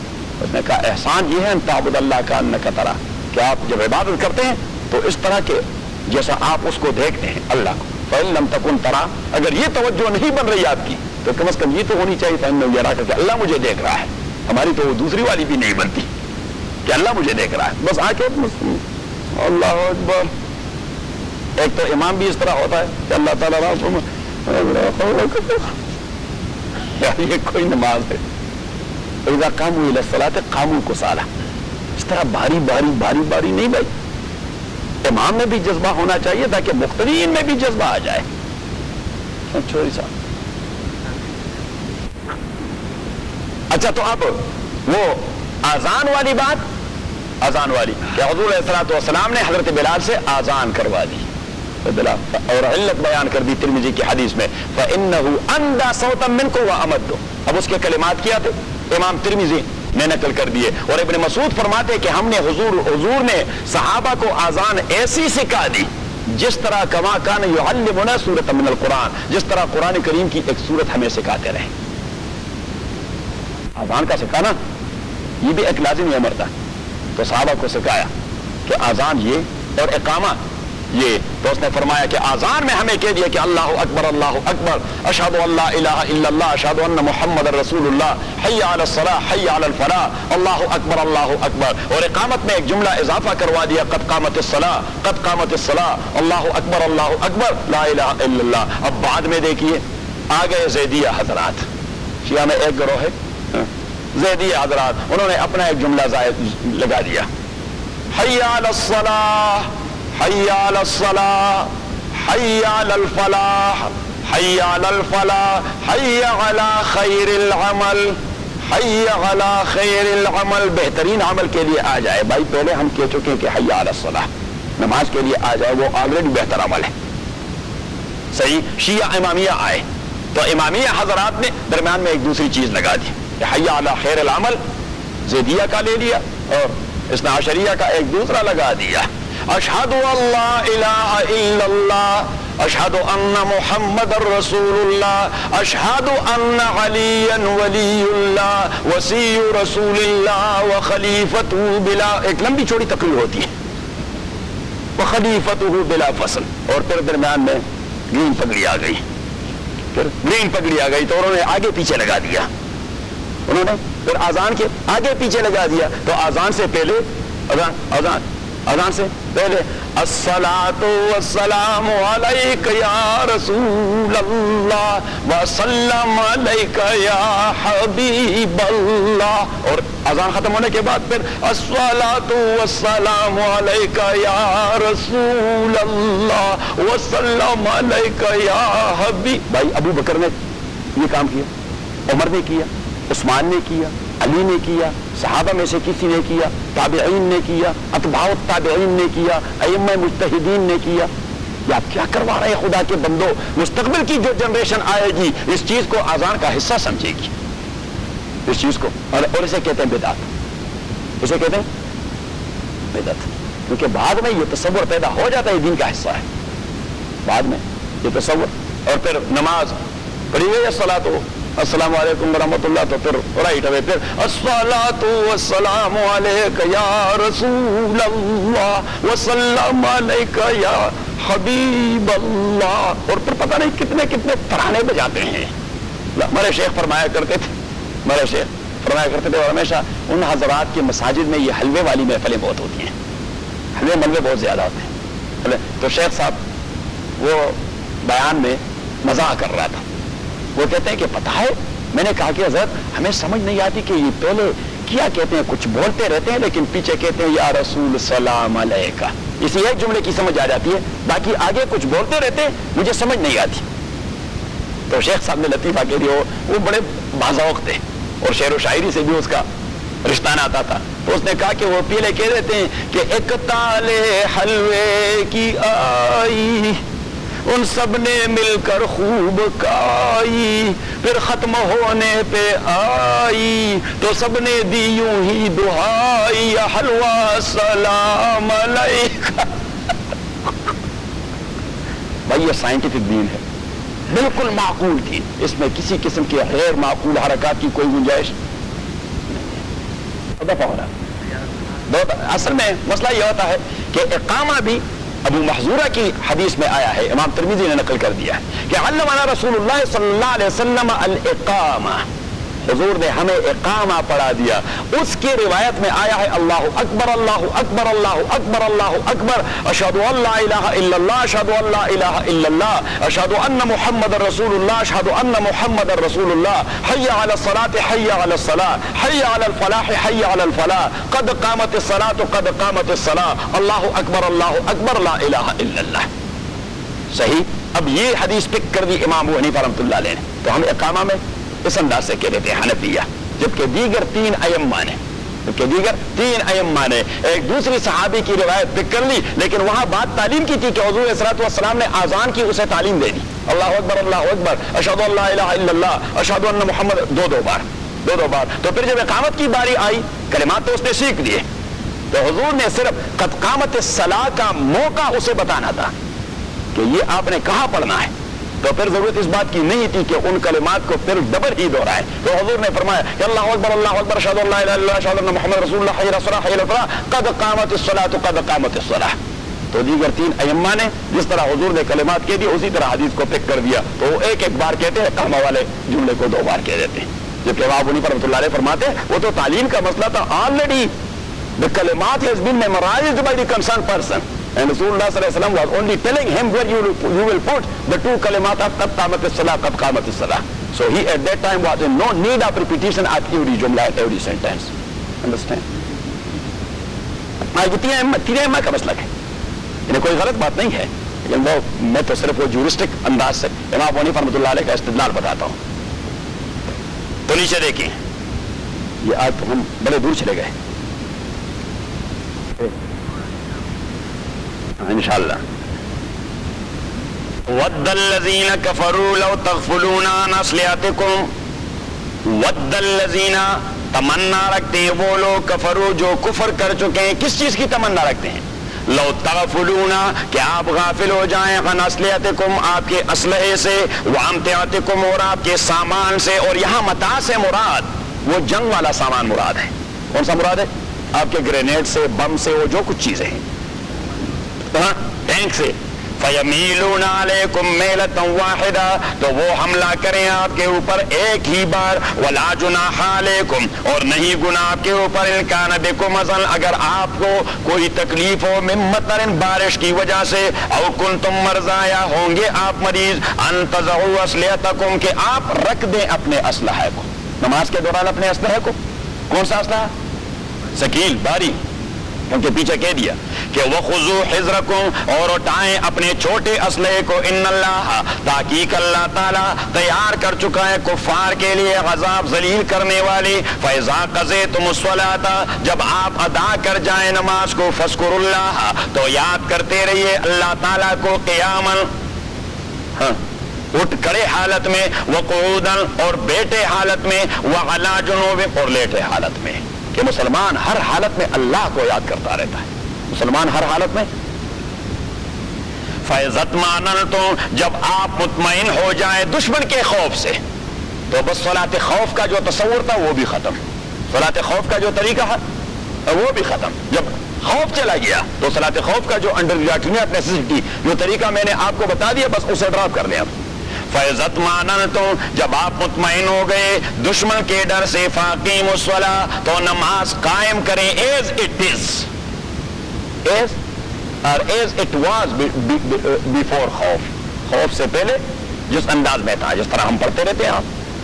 ان الصلاۃ تحقیق نماز کانت علی المؤمنین ہے مومنوں کے اوپر کتاباً لکھا ہوا فریضہ. کتاباً کا معنی فریضہ نہیں کہ یہ کوئی وربل اور اورل بات نہیں ہے, کانسٹیٹیوشنل مسئلہ ہے. کون سا مسئلہ ہے؟ کانسٹیٹیوشنل آرٹیکل ہے. کتاباً یہ لکھا ہوا فریضہ ہے, موقوتاً اور اس کے لیے اوقات کی تقرری کی گئی ہے. تو ایک تو یہ ہے کہ فریضہ ہے کانسٹیٹیوشنل اساسی, کانسٹیٹیوشنل کا مسئلہ اساسی اور بنیاد, اور دوسرا یہ کہ اسے پڑھایا جائے گا وقت میں موقوتاً. وَلَا تَهِنُوا فِي ابْتِغَاءِ الْقَوْمِ اب یہ درمیان میں تو مسئلہ آ گیا نماز والا, تو اب اللہ کریم پیچھے واپس اپنی موضوع پہ چلے جاتے ہیں. کون سے موضوع پر؟ جہاد والے پر. کہ وَلَا تَهِنُوا اور بزدلی نہ دکھایا کریں فِي ابْتِغَاءِ الْقَوْمِ کفار کے تعاقب میں. جب کفار دوڑنے لگ جائیں تو آپ بزدلی نہ دکھائیں, پورا مکمل تعاقب کریں تاکہ آئندہ کے لیے وہ مقابلے پر نہ آ جائیں. اور جس طرح ایک انگریز جنرل نے کہہ دیا تھا کہ ٹو کیچ اے ہل ٹاپ اور اے city that is not victory, but to cut off the power of your enemy to fight you again, that is victory. چاہے آپ نے 1 انچ زمین بھی قبضہ نہیں کی لیکن آپ نے اپنے دشمن کی قوت کو ختم کر دیا, وہ آئندہ کے لیے آپ سے پنجہ آزمائی نہیں کرے گا. That is victory. Though you have not captured even a single hilltop or a single city, لیکن آپ نے اس کی قوت, اور آپ نے بہت سارے سٹیز کو قبضہ کر لیا اور بہت سارے ہل ٹاپس کو آپ نے قبضہ کر لیا, لیکن ان کی قوت نہیں توڑی گئی. تو just after 1 year or 2 they will fight you once again, اور وہ آپ سے پھر وہ سٹیز واپس لے لیں گے. صحیح ہے بات, صحیح ہے. ہاں یہ حساب ہے.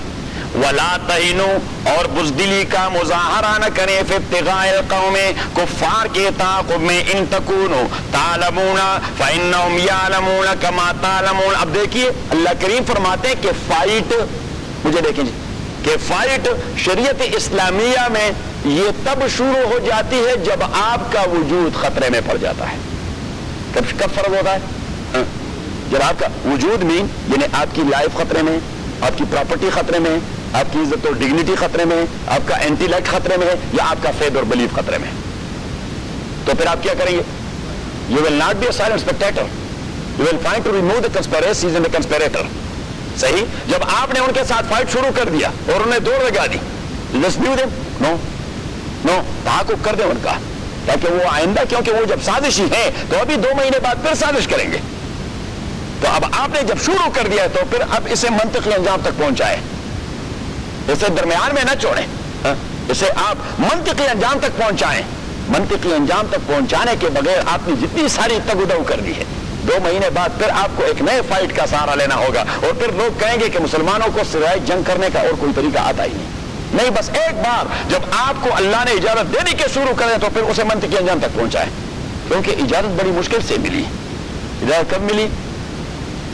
بڑی مشکل سے، کہ کنسپیریسی شروع ہو گئی ہے، ایسا تو نہیں اب دنیا میں کافر سارے رہ رہے ہیں تو شریعت ہمیں حکم دے دی کہ بس چھڑ دو ان پر بغیر کسی جسٹ ریزن کے۔ No, there is no any such concept in Islam, there is no any such concept in Islam. لیکن جب وہ آپ کے خلاف سازش کرنے میں لگ جائیں تو دن شریعہ order you to fight them and to counter their کنسپیریسیز۔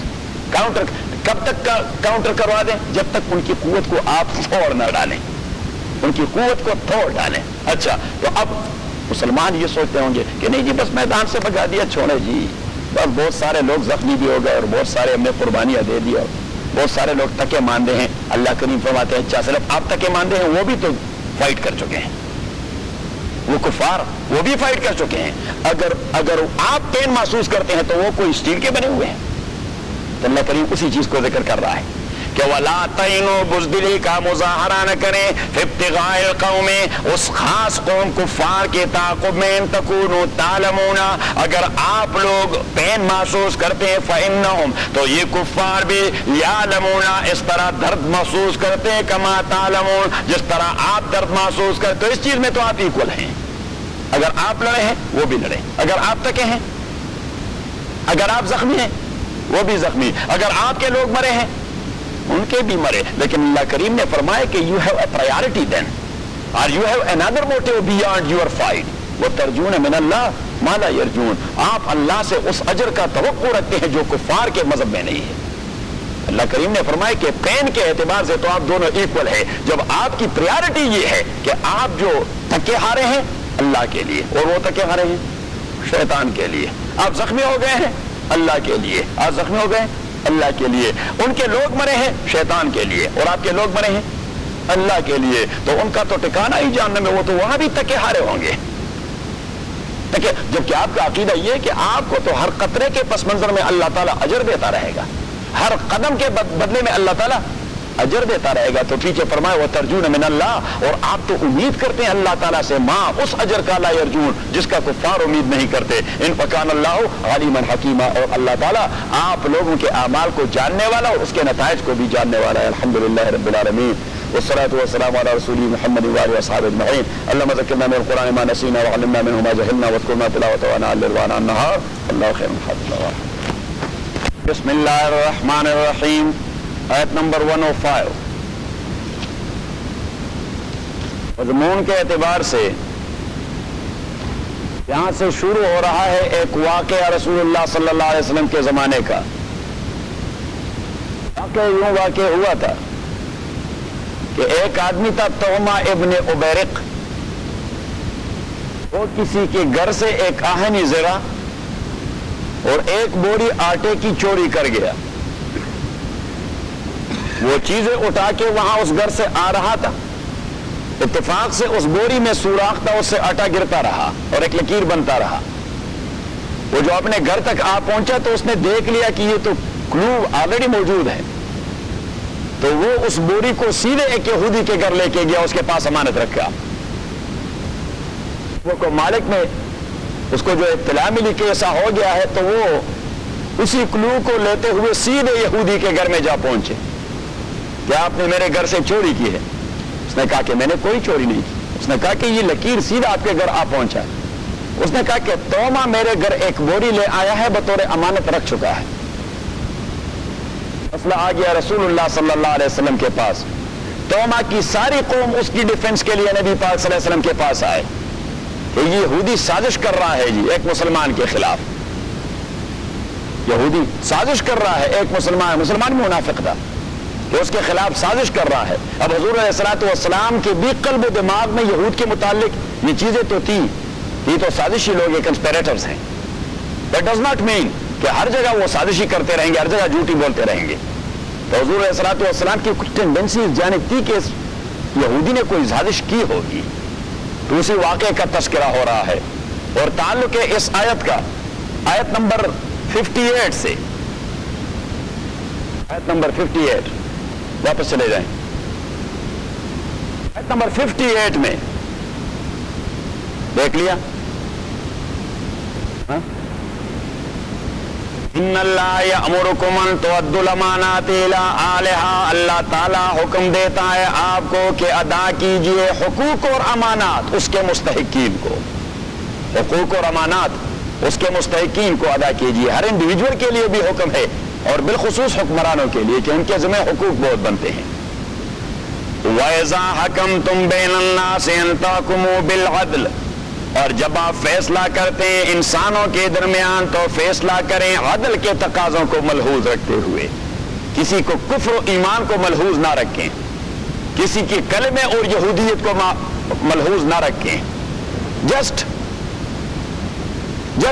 look into the question of law کہ قانون کیا کچھ کہہ رہا ہے. Look into the evidences, to circumstantial evidence, documentary evidence, physical evidence, or some testimonials and all these things. اور آپ ڈکری دے دیں in the light of all the testimonials you have. کیونکہ آپ مکلف ہیں اس چیز پر کہ قانون کے اساس پر کس کا موقف مضبوط ہو رہا ہے. تو آپ وہ فیصلہ کریں. یہ نہ دیکھیں کہ یہودی من حیث القوم وہ سازشی ہیں, جھوٹ بولتے رہتے ہیں, تو اس معاملے میں بھی اس نے جھوٹ بولا ہوگا. بات ذہن میں آ گئی. اِنَّا أَنزَلْنَا إِلَيْكَ الْكِتَابَ. تاکہ ہم نازل کر چکے ہیں آپ کو الکتابہ قرآن کریم بالحق یقیناً. کس لیے؟ اب قرآن کے نزول اور قرآن کے آنے کا مقصد اللہ تعالیٰ خود متعین کر رہا ہے. ایسا نہیں کہا کہ انزلنا الیک الکتاب, ہم نے آپ کے پاس کتاب بھیجی لتقرأہ متى ما تشتری دارا او اسٹورا او ما الی ذلک, کہ آپ جب اسٹور خریدیں یا کوئی گھر خریدیں تو دوستوں کو جمع کر کے چاول پکائیں اور لوگوں کو کھلائیں اور ختم کروائیں. نہیں, ایسی کوئی بات نہیں. اللہ نے کہا یہ کہ ہم احمقوں کی جنت میں رہتے ہیں. قرآن کو ویسے برکتوں کی کتاب بنا دیا. قرآن basically that is law, that's a code of life اور principle and source of law. یہ اسلامک لا کا سورس ہے اور اللہ کریم نے اس کے بنیادی مقصد کو یہاں واضح الفاظ میں ذکر کیا کہ اِنَّا أَنزَلْنَا إِلَيْكَ الْكِتَابَ, تاکہ ہم نازل کر چکے الیک آپ کے پاس الکتابہ کتاب. یہ ثانوی امور کو اہمیت اور امپورٹنس کب ملتی ہے؟ جب لوگ بے عمل ہو جاتے ہیں. لوگ بے عمل ہو تو توہمات کے شکار ہوتے ہیں. بے عمل لوگ ہمیشہ توہمات کے شکار ہوتے ہیں. عملی لوگ کبھی توہمات کے شکار نہیں ہوتے. یہ توہمات کے شکار بے عمل لوگ ہوتے ہیں. رات جو ہم نے تفصیلی گفتگو کی مختلف فرقوں کے حوالے سے, مختلف یہ چیزیں کیوں کر لی گئی؟ اس لیے کہ لوگ توہمات کے شکار ہو گئے. انہیں تنکوں کے سہارے کی ضرورت تھی. ضمیر انہیں جھنجھوڑتا رہا, ضمیر انہیں جھنجھوڑتا رہا تو کسی نے محمد کو خدا بنا دیا صلی اللہ علیہ وسلم, کہ اسی کے ساتھ محبت کا اظہار کر کے, کون سی محبت جو ناجائز ہے شرعاً, اسے خدا کا پارٹنر بنا کے خدا سے اپنے گناہ بخشوائیں گے, جبکہ آپ مزید جہنم کا سودا کر رہے ہیں.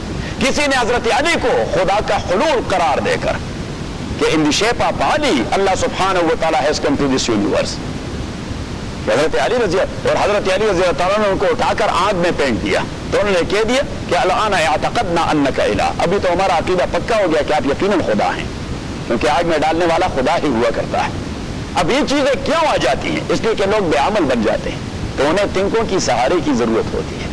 تنکوں کے سہارے کی تو پھر انہیں کہنا پڑتا ہے کہ اللہ کے پلڑے میں توحید کے سوا کیا ہے. جس دیکھیے looking to this share how گند this is, how filth this is, how dirt this is, کہ اللہ کے پلڑے میں توحید کے سوا کیا ہے. جو کچھ ہمیں لینا ہے لے لیں گے محمد سے.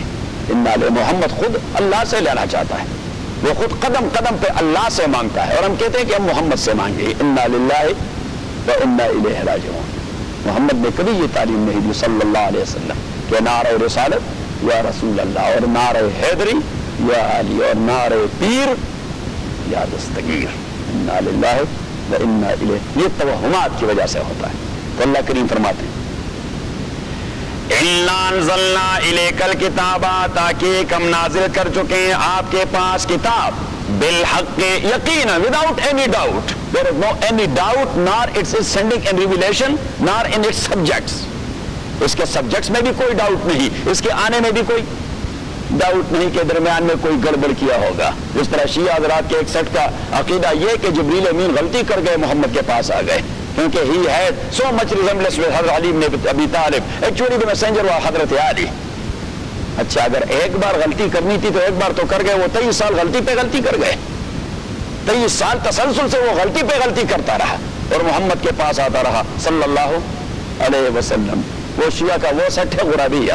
وہ کہتے ہیں کہ کان یشبہ برسول اللہ تشبیہ الغراب بالغراب. جس طرح کوے آپ ایک دوسرے سے آپ امتیاز نہیں کر سکتے, وہی کوہ ہے کہ کوئی دوسرا ہے, اس طرح جبریل امین بھی محمد اور علی کے درمیان امتیاز نہ کر گیا. اِنَّا أَنزَلْنَا إِلَيْكَ الْكِتَابَ. آپ دیکھیں گے پتہ نہیں کیا گن سے دنیا بری ہوئی ہے, اسلام کے نام پر گن سے دنیا بری ہوئی, اور کچھ گن ہم مزید ڈالتے رہتے ہیں. ابھی چودھری صاحب سے بات کر رہے تھے کہ یہ چیزیں کیا ہوا, یہ 11ویں شریف ہے اور یہ 12ویں شریف ہے اور یہ کھونڈے شریف ہیں اور یہ جمعہ شریف ہے اور یہ پتہ نہیں چھیلم شریف ہے اور یہ کل شریف ہے اور یہ پتہ نہیں چار کل شریف ہے کہ پتہ نہیں کیا کچھ بلا ہے. ایک بلا تو ہے نہیں. یہ اینیورسری شریف ہے اور یہ برتھ ڈے شریف ہے, صحیح, یوم پیدائش شریف ہے اور یہ یوم وفات شریف ہے. وفات سیدنا فلان اور پیدائش سیدنا فلان. اسلام میں ان چیزوں کا کوئی تصور نہیں. کسی ابو بکر نے محمد کا برتھ ڈے نہیں منایا اور کسی ابو بکر نے محمد کا ڈیتھ ڈے اور اینیورسری بھی نہیں منایا. کسی عمر نے نہیں کیا ایسا, کسی عثمان و علی نے ایسا نہیں کیا, کسی معاویہ نے نہیں کیا, رضوان اللہ علیہ مجمعین. صحابہ میں سے کسی نے نہیں کیا, تابعین میں سے کسی نے نہیں کیا, اتباع التابعین میں سے کسی نے نہیں کیا. 7ویں ہجری میں وہاں شام میں ایک شیعہ دوست آئے, حکمران بن گئے, اس نے برتھ ڈے شروع کر دیا. چلو جی میلاد النبی صلی اللہ علیہ وسلم, میلاد کا جلوس نکالتے ہیں. اب ہمارے پاکستان میں تو اس طرح جلوس نکالتے ہیں کہ وہ لوگ جنہوں نے سال بھر کہیں نماز نہیں پڑھی, انہیں کلمہ بھی ٹھیک طریقے سے نہیں آتا, انہیں وضو کا طریقہ نہیں آتا, وہ کہتے ہیں سنو حضور کے دیوانے ہیں. تو ہم کہتے ہیں کہ اس لیے ہم آپ سے نفرت کرتے ہیں کہ حضور نے دیوانوں کو فرزانہ بنا دیا, عقل مند بنا دیا, اور آپ ابھی 21ویں صدی میں داخل ہوتے ہی بھی دیوانے بن رہے ہیں. تو محمد کو دیوانوں کی کوئی ضرورت نہیں, اسے عقل مندوں کی ضرورت ہے. ابو بکر جیسے عقل مند کی, عمر جیسے عقل مند کی, عثمان جیسے عقل مند کی, علی جیسے عقل مند کی, عبداللہ ابن عباس جیسے عقل مند کی. انہیں عقل مندوں کی ضرورت تھی, بیوقوفوں کی کوئی ضرورت نہیں تھی, کیونکہ مجنون تو مکلف نہیں ہوتا. کیا ہوتا ہے اِنَّا أَنزَلْنَا إِلَيْكَ الْكِتَابَ, تاکہ ہم نازل کر چکے ہیں. تو ایک صاحب آئے ہندوستان میں, حمد رضا خان صاحب اس کا نام تھا. اس نے دیکھ لیا کہ ہندو لوگ یہ فلاں یوم مناتے ہیں, فلاں یوم مناتے ہیں, فلاں رات مناتے ہیں, فلاں رات مناتے ہیں, فلاں رات مناتے ہیں. انہوں نے کہا مسلمانوں کو بھی اس طرح کچھ راتیں اور دن منانے چاہیے تاکہ ان کے ساتھ شامل ہو. یہی چیز دین کا بیڑا غرق کر دیتی ہے کہ اگر یہ ہم نہ کریں تو پھر ان کے پاس جائیں گے. چلو جائیں, باہر میں چلے جائیں, ہم اپنے دین میں کیوں پیوند لگائیں. ایک مسلمان ہونے کے ناطے اگر اسے اتنا پتہ نہیں کہ میں نے وہاں نہیں جانا, اپنے تئیں کوئی بدعت ڈھونڈنی ہے, تو جتنا ان کے پاس جانا یہ ناجائز ہے تو اس سے زیادہ یہ ناجائز ہے. وہ کفر کے اساس پہ کر رہا ہے, یہ تو دین کے اساس پہ کر رہا ہے. کوئی آدمی کفر کے اساس پہ کرے, آدمی بچتا رہے گا. کوئی آدمی بے دینی کو دین بنا دے, پھر کیسے بچتا رہے گا؟ پھر تو بچنے کا کوئی امکان ہی نہیں, کیونکہ اس نے دین کا رنگ اپنا لیا اس چیز نے. تبھی تو نبی صلی اللہ علیہ وسلم نے فرمایا کہ بدعت اور بدعتی کو تعظیم دینا اسلام کے بلڈنگ کو اڑانے کے مترادف ہے. حضرت عائشہ کی حدیث ہے, من وقر مبتدعا فقد اعان علی حدم الاسلام، جس نے بدعتی کو احترام دے دیا، مبتدع کو احترام دے دیا، فقد اعان علی حدم الاسلام، اس نے مکمل سپورٹ دے دی اسلام کے بلڈنگ کو ڈالنے میں۔ انا انزلنا الیک الکتاب، تحقیق ہم نازل کر چکے ہیں آپ کے پاس الکتاب کتاب، بالحق یقیناً، لتحکم بین الناس، اس لیے یہ مقصد ہے، لتحکم بین الناس، تاکہ آپ فیصلے کر جائیں انسانوں کے درمیان، بما اراک اللہ، اس طریقے سے جو دکھا دیا ہے اللہ تعالیٰ نے آپ کو۔ قرآن کریم کے اندر اللہ تعالیٰ نے جو لیگل پروسیس کی تعلیم آپ کو دے دی ہے، آپ نے اپنے نظام کو ان خطوط پر استوار کروانا ہے۔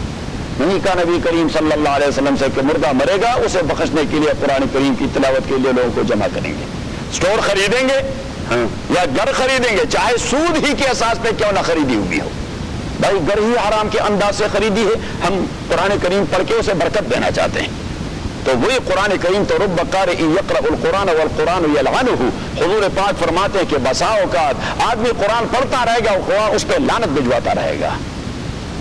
رب قارئ یقرأ القرآن والقرآن یلعنہ، مجھے پڑھ رہے ہیں آپ، جہاں بیٹھے ہیں تو یہاں تو آپ نے اللہ کے صریح حکم کی خلاف ورزی کی ہے، اور آپ مجھے پڑھ کر، جی ایک آدمی جس نے عمر بھر کہیں مسجد کا منہ نہیں دیکھا، ہم کہتے ہیں چلو قرآن پڑھتے ہیں تاکہ اس کی بخشش ہو جائے، یہ جنت کوئی مامے کا گھر ہے؟ اس طرح نبی کریم صلی اللہ علیہ وسلم بما یہ کہ مغفور مرحوم تھے، رات بھر کڑے رہے حتی تورمت قدماہ، حضرت عائشہ فرماتی، امام بخاری نے حدیث نقل کی ہے کہ اس کے پاؤں میں ورم آ گیا، سوج گئی، تو میں نے عرض کیا کہ اوما قد غفر لک ما تقدمت من ذنبک وما تاخرت، اللہ کے نبی، اللہ نے آپ کو گناہوں سے معصوم پیدا نہیں فرمائے جو اپنے کو اتنا تکلیف دے رہے ہیں، اگر ہم دیتے رہیں تکلیف تو ہم تو گناہ کرتے رہیں، تو اللہ سے ان اعمال کے اساس پر گناہ بخشواتے ہیں، تو حضور پاک صلی اللہ علیہ وسلم سے حضرت عائشہ نے کہی اب تو معصوم ہے، اپنے کو اتنی تکلیف دے رہے ہیں، تو حضور پاک نے فرمایا جو اللہ نے مجھے اتنا بڑا پریسٹیج دے دیا کہ مجھے معصوم بنا دیا، افلا اکون عبدا شکورا، اس خدا کا شکر ادا کرنا میرے اوپر واجب لازم نہیں؟ میں شکر ادا کرنے کے لیے اتنی تکلیف کر رہا ہوں۔ انا انزلنا الیک الکتاب، تحقیق ہم نازل کر چکے ہیں آپ کے پاس الکتاب قرآن، بالحق یقیناً، میں نے دو لفظ کہہ دیے تھے، ایک حق اور ایک صدق، اور لاجک کے حوالے سے، علم منطق کے حوالے سے میں نے حق اور صدق کی ڈیفینیشن کی تھی، کس کو یاد؟ بار بار اگر ایک ہی ٹرم کو بار بار پڑھانا ہے تو پھر بات مشکل ہو جائے گی۔ ایسا اب اپنا کس طرح نکالیں گے جو میں نے کہہ دیا ہے؟ ہاں نہیں، ایسی بات میں نے نہیں کی، صدق بھی اللہ کی طرف سے، اللہ جھوٹ بھی نہیں بولتا، میں نے وہاں ڈیفینیشن کر دی تھی کہ ایک ہوتا ہے آپ کا کلام جو زبان سے نکلتا ہے، ایک وہ واقعہ جو معرض وجود میں اور ایگزسٹنس میں ہے جس کے متعلق آپ کلام کر رہے ہیں، صحیح ہے؟ اگر آپ اس قول اور کلام کو کوئی کوالٹی دینا چاہتے ہیں تو پھر کہتے ہیں القول الصادق، جو ایکسپریشن ہے آپ کا جو واقعے کے بالکل مطابق ہے، واقعے کے بالکل مطابق ہے، تو اس قول کو کہتے ہیں القول الصادق، یا اس عمل کو، اس قول کو کہتے ہیں صدق۔ اور جب آپ واقعے کی کوالٹی بیان کریں گے کہ وہ واقعہ آپ کے کہنے کے مطابق تھا تو